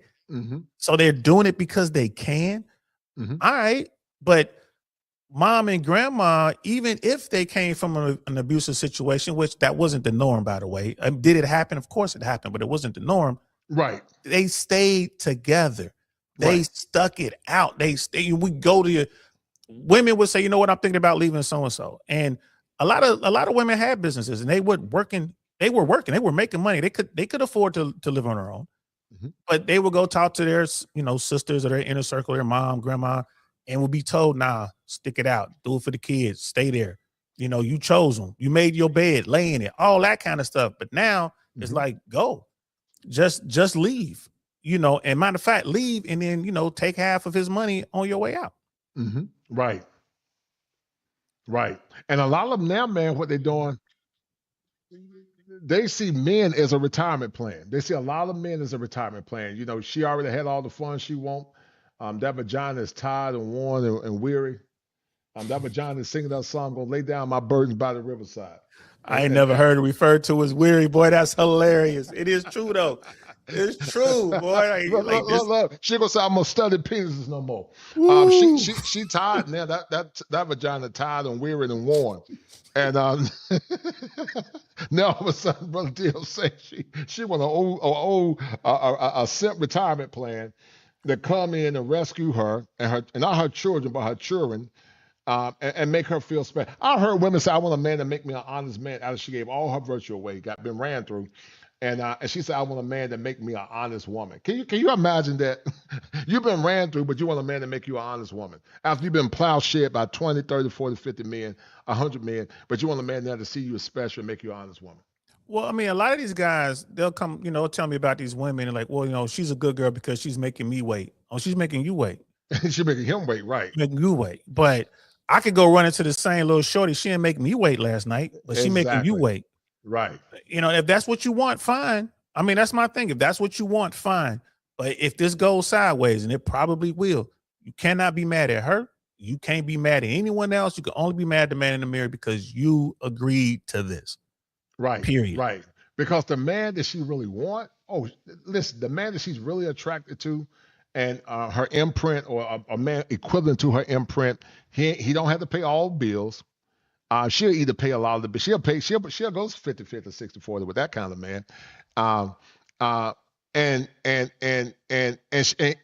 don't have to take her to fine restaurants. She'll do a Netflix and chill with him because that's the man that she really wants. But she make your goofy behind wait, pay all bills, and she give you that used cat when she feel comfortable giving you that used cat. Man, I call it the Foxy Brown. She give you that weary. What you call it? Weary. She gonna give you that weary Foxy Brown. Right. Before we go, man, because this show actually went better than I thought it was, man. You did an excellent job. I enjoyed. I got some more I wanted to cover, man, but we'll be here darn near tomorrow. We'll be here tomorrow talking, man, because this was a good conversation. But let's get back into it. Double standards before we end it, Brother DL Saint. Double standards, man. I'm working on this book. My bad, it fell off my. I want to read about this 1929. This is the guy who wrote Too Big to Fail, and this is a good book, by the way. It fell down, my bad. But double standards, man, are always going to be there. There's really only one double standard that doesn't work in the favor of women, and that's when it comes to body count. And the reason men get so much credit for having a high body count is because it is so difficult, right, to get sexual access from women. Very and women difficult. Understand Right. that. Right. So if you're a guy and you've been with 50, 100, 300 women or whatever, women are going to look at that like, well, it's got to be something about this guy, right, that he was able to get all these women. Now, a woman, I don't care what she looks like. I don't care how heavy she is. I don't care nothing. She got a Foxy Brown, right? She got a little cootie cat. She can get some dude that's going to want to hit that. So it's easy for women to get sexual access from men. And this is why guys frown on that. Like, it's so easy. Like, you don't have the discipline. They get the virtual way, right? They give it away for free. Like, so you, and that's where it boils down to. So that's the one double standard that doesn't work for women. And they're doing their best right now to try to change that narrative. And it's never going to work because it's never going to work. Men will never be okay with that. There are men out there who will just, like I said, guys would love to have a virgin. Bro, I don't think as old as I am and as long as I've been in the game, I don't think I've ever had a virgin in my life. Ever. In my mind, I'm like, man, they don't exist unless you're talking about getting someone like, 17, 18 years old, fresh out of high school. I don't think you're going to get that. You can find them. You can find them in countries where tradition is still strong. They still exist in the Philippines. They exist in like Namibia, Tanzania, Tanzania. You can find them. You just got to go to the cultures where they're like, you can go to some Islamic cultures like Morocco or Ethiopia. They still there. They're just not here. And of course, I was referring to America. Like whenever I talk about this, I'm referring to America. I got you. Yes, sir. You can leave America. Yeah, it's a whole new world out there. It's a whole new world out there, right? But here, you're right. The chance to find them is like slim to none. And I tell men to continue to keep the bar high. But, it's a lot of simps out here, man. They don't know what their worth is. And let me tell you something, Brother D.L. Saint. The greatest fear that a woman has is for a man to wake up and know his worth and stop tolerating disrespect. You think that day is going to come here in America? I think that day will come when men start opening their eyes up and start demanding more. I think it's already here. The fact that, men are checking out and being apathetic, I think it's here. Women are not getting royal treatment, Brother D.L. Saint, like they used to. Women were better courted back in the past than they are now, but they're not being courted now like they used to be courted. Men used to serenade women. Now, we did some simping back then too. We were conditioned to simp with Troop and Guy and Force MD singing that song called Tears. Hold on, you remember that song called Tears? Yes, you remember Fairy Tale Lover from who did that? That was the big dudes. Lisa, not Lisa. What was the name of the guys from House Party? The guys with the Jerry Curls, real big dude. What was their name? Big bodybuilding type dudes. Chat, help me out here. What's the name of that group? It's a male group. They sang, but they, they look like bodybuilders. God, what was their name? Anyway, they had a song called Fairy Tale Lover. And it's like they say, if you believe in fairy tales, it's a great song. And then, like you said, we had Troop. Even like Jodeci and them was still singing about a little bit of love, but there was a lot of lust in there too. You know what I mean? Full force. Thank you, brother Mandrell. Yeah, full force. I mean, dude, it was. I think that I hope it comes back. We have this technology and this word is getting out here, and men are starting to think about it. I will tell you this: it's really hard. It's harder now for women to get a random dude to buy them a drink. I can report that from the front. Yes, sir. Let me tell you something. Listen, the advent of these conversations from Kevin Samuels, even though Kevin Samuels got some of his talking points to other men, nothing wrong with that. It was just borrowed common knowledge. But my point is, the message has been out there. That's why they don't like men talking, and they want to. When you start talking about things they don't like, they want to use shaming language by calling you misogynist. Who hurt you? All that kind of stuff. Who hurt you? Your mama black. Yeah. And there are bad actors out there. There are bad actors out there saying some hateful stuff. There's not a lot of them, but there's enough. And it's funny, how come they always get the spotlight? You got some random dude say something crazy over here, and everybody want to spotlight that. It's because they want to shut the whole message down. We're sitting here having a conversation. Yeah, we're sitting here talking about this is what it was like in the 80s, right? It wasn't a simp thing if you showed up and showed up with a flower. You're trying to write some poetry or like you said, something like that. That was just how the game was played. But now that's how the game was played. But the women were better. But trust and believe. Not saying Gen X women were perfect, but you could have found a lot more wholesome women. Because I remember back in the day, Brother DL, I remember a girl. I used to work with her. And she had said she had been with 7 guys, and we thought that was the S word back then. Boy, But that's really nothing now. That's 7. That's like she's a Virgin Mary now. Yeah, she's top shelf today. She's 7? Top shelf today, right? And so, but we used to serenade women back then because they were better. They were more kinder. They had natural hair, and And they were just fun. Women in the 90s, I did, like I said, I should have did a lot more dating, but I got married when I was 23 because I'm more conservative. I grew up in the church, but if I had been a dog, man, I would have been like a Ravens wolf knocking them down because I was 6'4", 6'5", man, and my voice was deeper back then, but still deep. But I had a very deep voice. But I was just trying to live right, and so it was hard, man. It was literally difficult because I was trying to live right, but I'm like, man, the dog in me would knock these bowling pins over, man. Not the dog in you, not that atomic dog in you coming out, bro. Like, and look, as a dude who was out there, I was out there. All right, like I said, I've been your friendly neighborhood heathen for a long time, and it was back in the day. It was harder to get a woman to want to just come in and sleep with you or whatever. I mean, you had to put in a lot of work because she knew what she was risking. You had to put in a lot of work. You had to put in a lot of work. Today, even now with my old butt, I could go out here and a girl will DM you or text you hours after you met her, talking about come on over. Right. Like Lionel Richie says, easy like Sunday morning, there, man. My goodness, easy like Sunday morning, and that's not a good thing because it's not. If it's that easy for me, because a lot of dudes are like, oh man, and it's the you think like, oh, I got this. She goes to church. She's a good Latina or a good black girl, good whatever. And it's like, well, look, she let me come over here after knowing me for 2 hours. She didn't let everybody come over here. Mm-hmm. Yeah, it's harder to find the kind of virtue, man, that we used to find. Before I let you go, man, what'd you get out of the conversation? Number one, and then number two, if you got married again, what would be your ideal woman? Being realistic, everything. What'd you get out of the conversation? Then, if you got married again, what would be your ideal woman? And thank you, man. I really enjoyed the conversation. Dope conversation, man. I appreciate you reaching out to me, brother. I really do. This definitely turned out better than I hoped. And tell my man the next time, man. I like him too, man. Your boy. We'll do a one when I bring him on too, and we'll have another show, man. Bet, we'll make that happen. So, okay, I'll take the second question first. I'll give you the second question first. I wouldn't get married. I'm just keeping it 100 with you, man. I don't see a situation in which I will sign a marriage contract in this country. I just don't see it happening. Now, that doesn't mean I wouldn't have a long-term relationship. And if I'm having a long-term relationship, what am I looking for? I'm looking for a woman who is beautiful, of course, like fit, friendly, feminine, that sort of thing.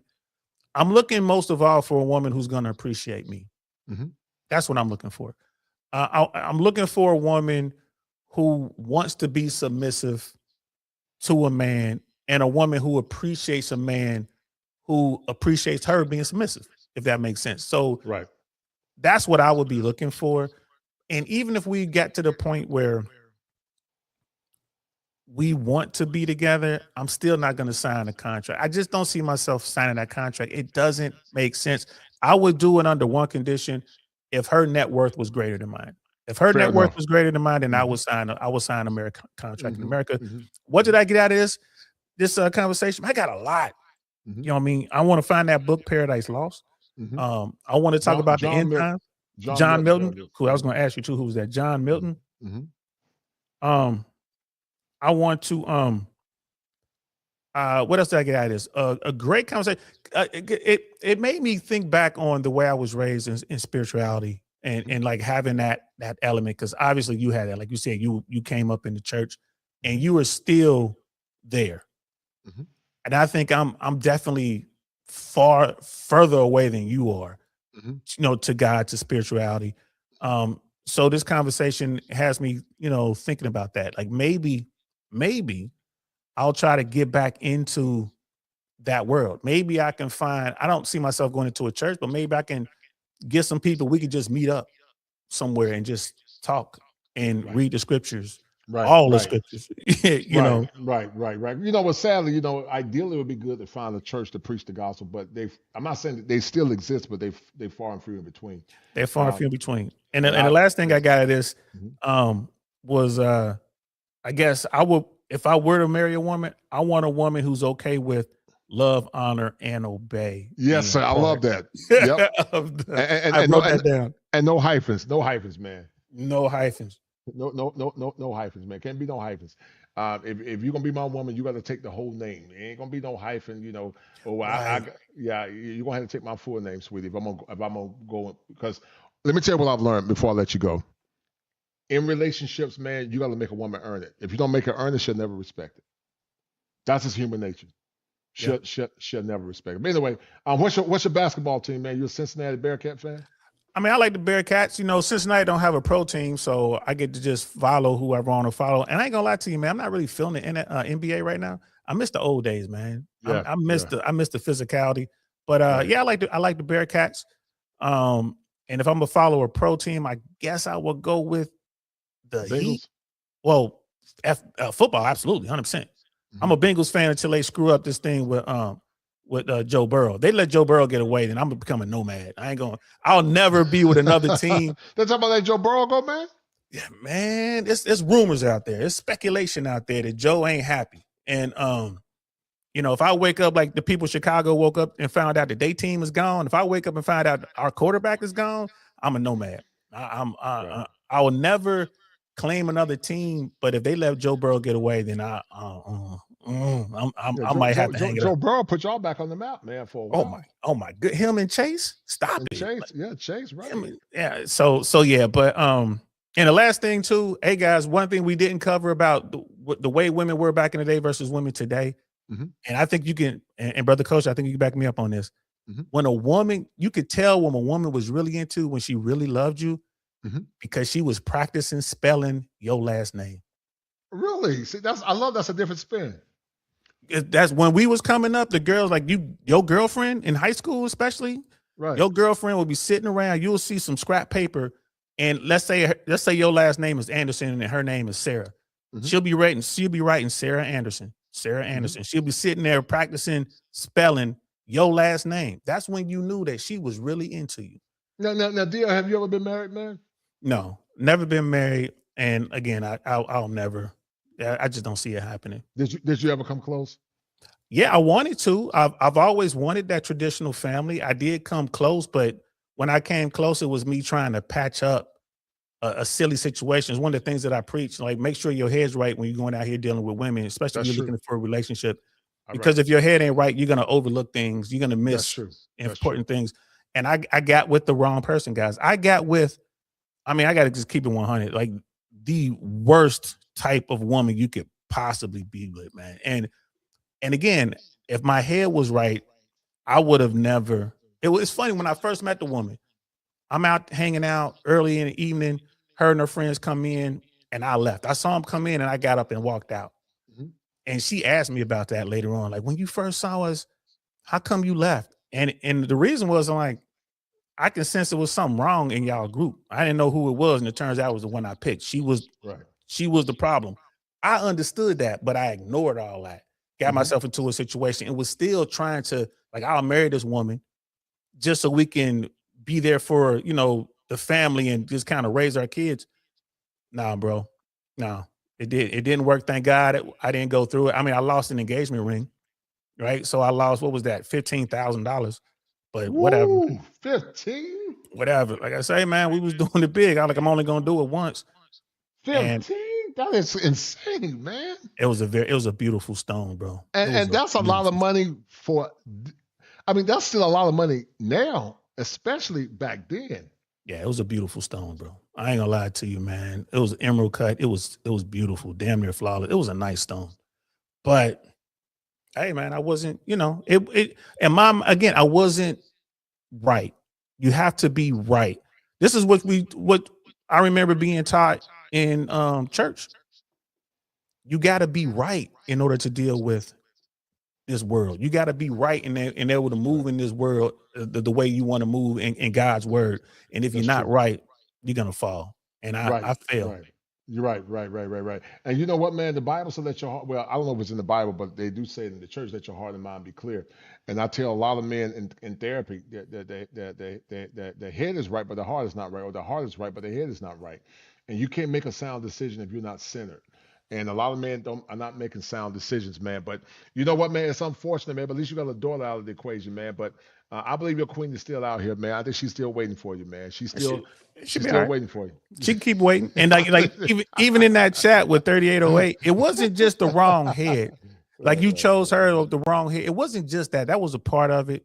Right. But it was really trying to force something that wasn't meant to be. And that's one of the biggest things. Guys, if y'all don't take anything away from this conversation, if this is the only thing you take away from this conversation, just understand that you can't force someone to be somewhere they're not, right? You know, you can't change a 304 into a housewife. It can't be done. Can't be done. And so many good men have fallen trying to do just that. And I'll leave it there. But thank you, brother. Thanks for having me on here. Oh, my brother's in the chat. Jay Swans, 1883. He in the chat. That's my man. That's my man. 100 grand. We served in the same unit. We met at Fort Bragg in our we're both paratroopers. Okay. And man, he could tell you some stories. You talk about knowing where all the bodies are buried. He know where all the bodies are buried down there. So what do you mean by that? You mean the women y'all have fun with? Well, just everything, not just the women, but whatever we was getting into. Like, you know what I'm saying? Like that's my guy. Like we were from Atlanta to North Carolina to South Korea. You know what I mean? Like we were right there, thick as thieves. And I had my back, he had his. This is one of the things that men need to understand, bro. Y'all need a brother in your life, like a true brother. I don't mean black person. I mean like a man, a brother that wasn't born from your mom. You know what I mean? I know what you mean. Let me ask you this one real quick, and you're gonna laugh at this. Would you ever date a white woman? Would you get you a white woman? I've had my share. Well, I've had everything out there, bro. Okay. And here's the thing. They just as wild as sisters, and Latinas are just as wild as the Asians, and the Asians are just as wild as the Persians, and on and on and on and on. You know, what ethnic group treated you the best overall? Overall, we know a woman gonna be a woman. It supersedes ethnicity, nationality. But who gave you the best treatment overall consistently? We know because on average, what would you say? Up until I would say the mid 90s, sisters, there were sisters out there that, raised the way we were raised, that really treated me right, and that was the best fit. But close second were the Latinas. Close second. And I think that the way that those communities were the morals were kind of the same back in the day. Now the Latinos are still doing that, whereas we've stopped. But like I've been with white girls, been with Asian girls. I've been with crazy, you name it. I've been with. I remember once I had an encounter with a Jewish woman. She was from Europe. She was in America on like a special visa, or whatever. Bumped into her at a comedy show. I wasn't even performing. I was just hanging out. And man, we went on to have the greatest 90-day, extended affair I've ever had. And with her, day one, she said we can never be together because of her religion. She's like, we can never be together. But boy, we was together. We was, oh my God, it was going down. And that was a good experience. But I would say sisters in my lifetime, the best experience I've ever had with women came from sisters, came from black women. That's amazing. So overall, on average, they were the best. On average, they were the best. Now times has changed. Like I want to be clear when I say this. Times have changed, but there are still a lot of really good women out there, sisters out there. You just got to find them. And it's a lot of work, and people don't want to do any work, man. But Latinas are cool.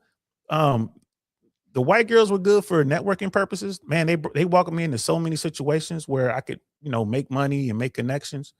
Yeah, it is what it is. But that's my man right there. Well, I'll say this, because I'm glad you said that, because Latina women really are. Some of them are Afro Latina too. Yeah. So they're Black Latina women. So they're raised different. But yeah, I totally agree with you, man.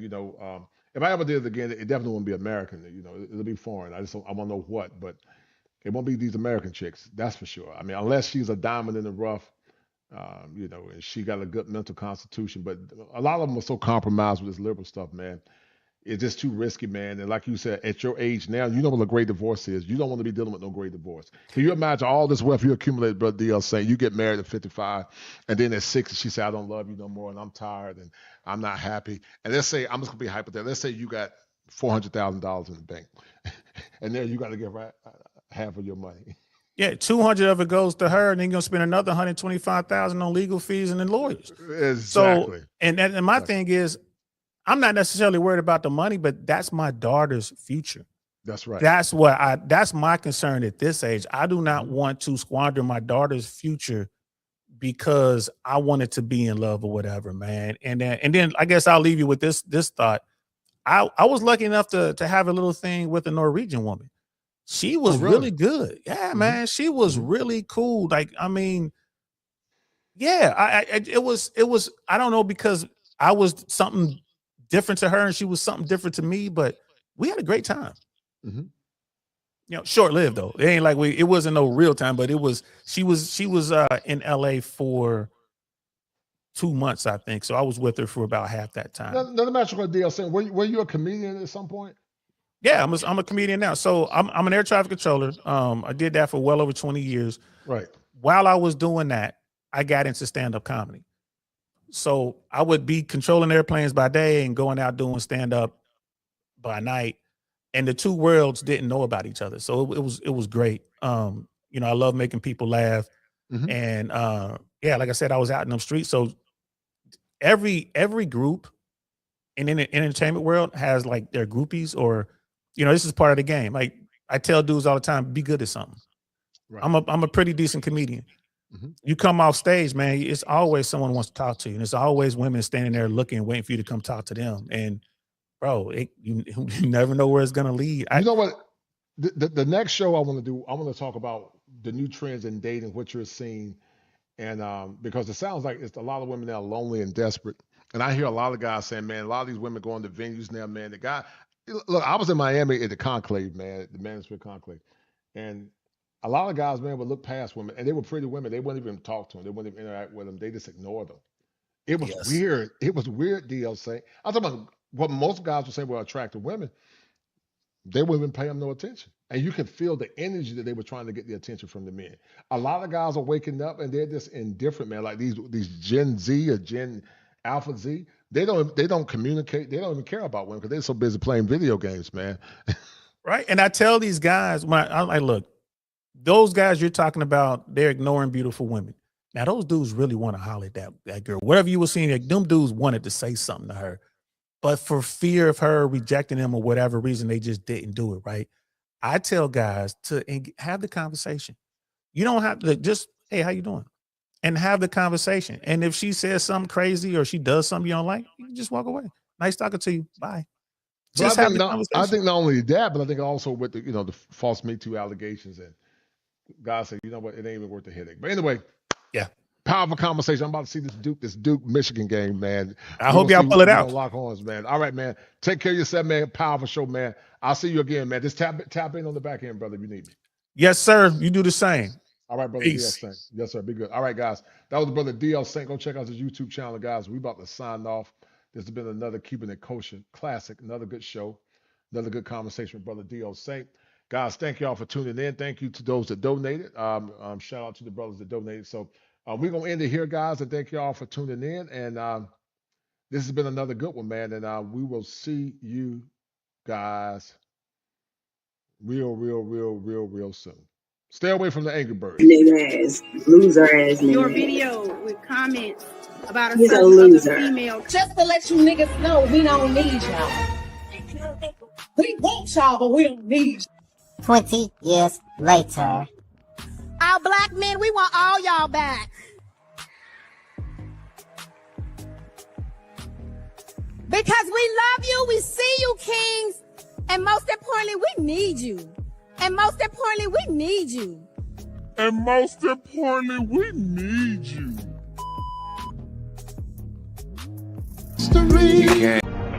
It's been an honor serving with you all. Autobots, roll out. We roll.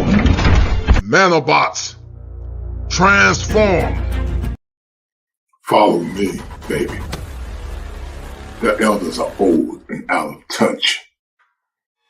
I have the power to help you become the better version of yourself. Listen to me. I know what's best for you. I am the Snake Whisperer. And said he unto me, Then the Lord said unto me, prophesy unto the wind, Preach unto the wind, prophesy, son of man, preach, son of man, and say to the wind, and say to the wind, thus saith the Lord God, Thus saith the Lord God, come from the four winds, come from the north, south, east, and west, O breath, and breathe upon these slain, and breathe upon these dead bodies, that they may live. that they may live. So I prophesied as he commanded me. So I preached as the Lord commanded me. And the breath came into them. And breath came into them. And they lived. And they lived. And stood up upon their feet. And they stood upon their feet. An exceeding great army. An exceeding great army. South wind, and preach to the east wind, and preach to the west wind, and tell the wind to blow on these bodies. And the preacher started preaching, said all winds, all four winds, said blow on these bodies that they may live. And when the preacher started preaching, the wind started blowing, and all of those dead bodies, they came alive. The Bible said, and they stood up on their feet, an exceeding great army.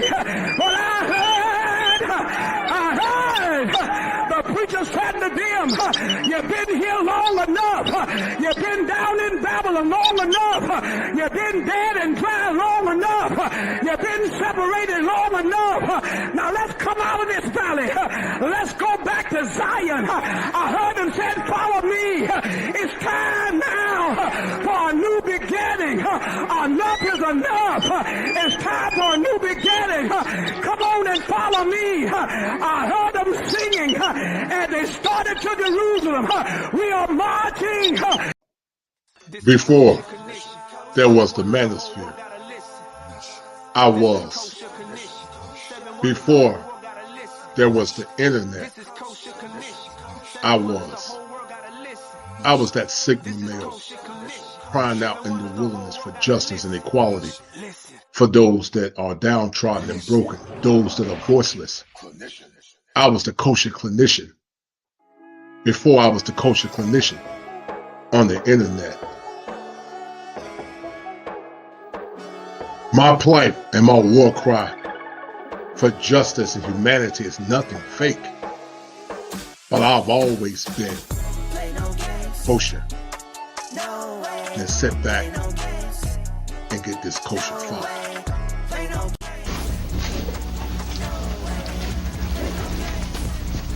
Hello everyone. Is there equality in America, fact or fantasy?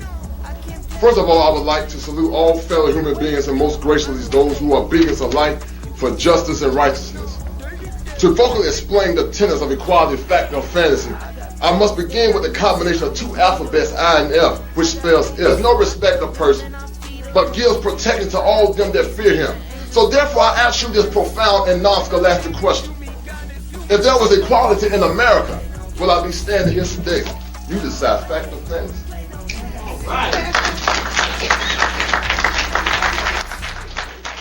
This is Kosher Connection. 7 wonders, the whole world gotta listen. This is Kosher.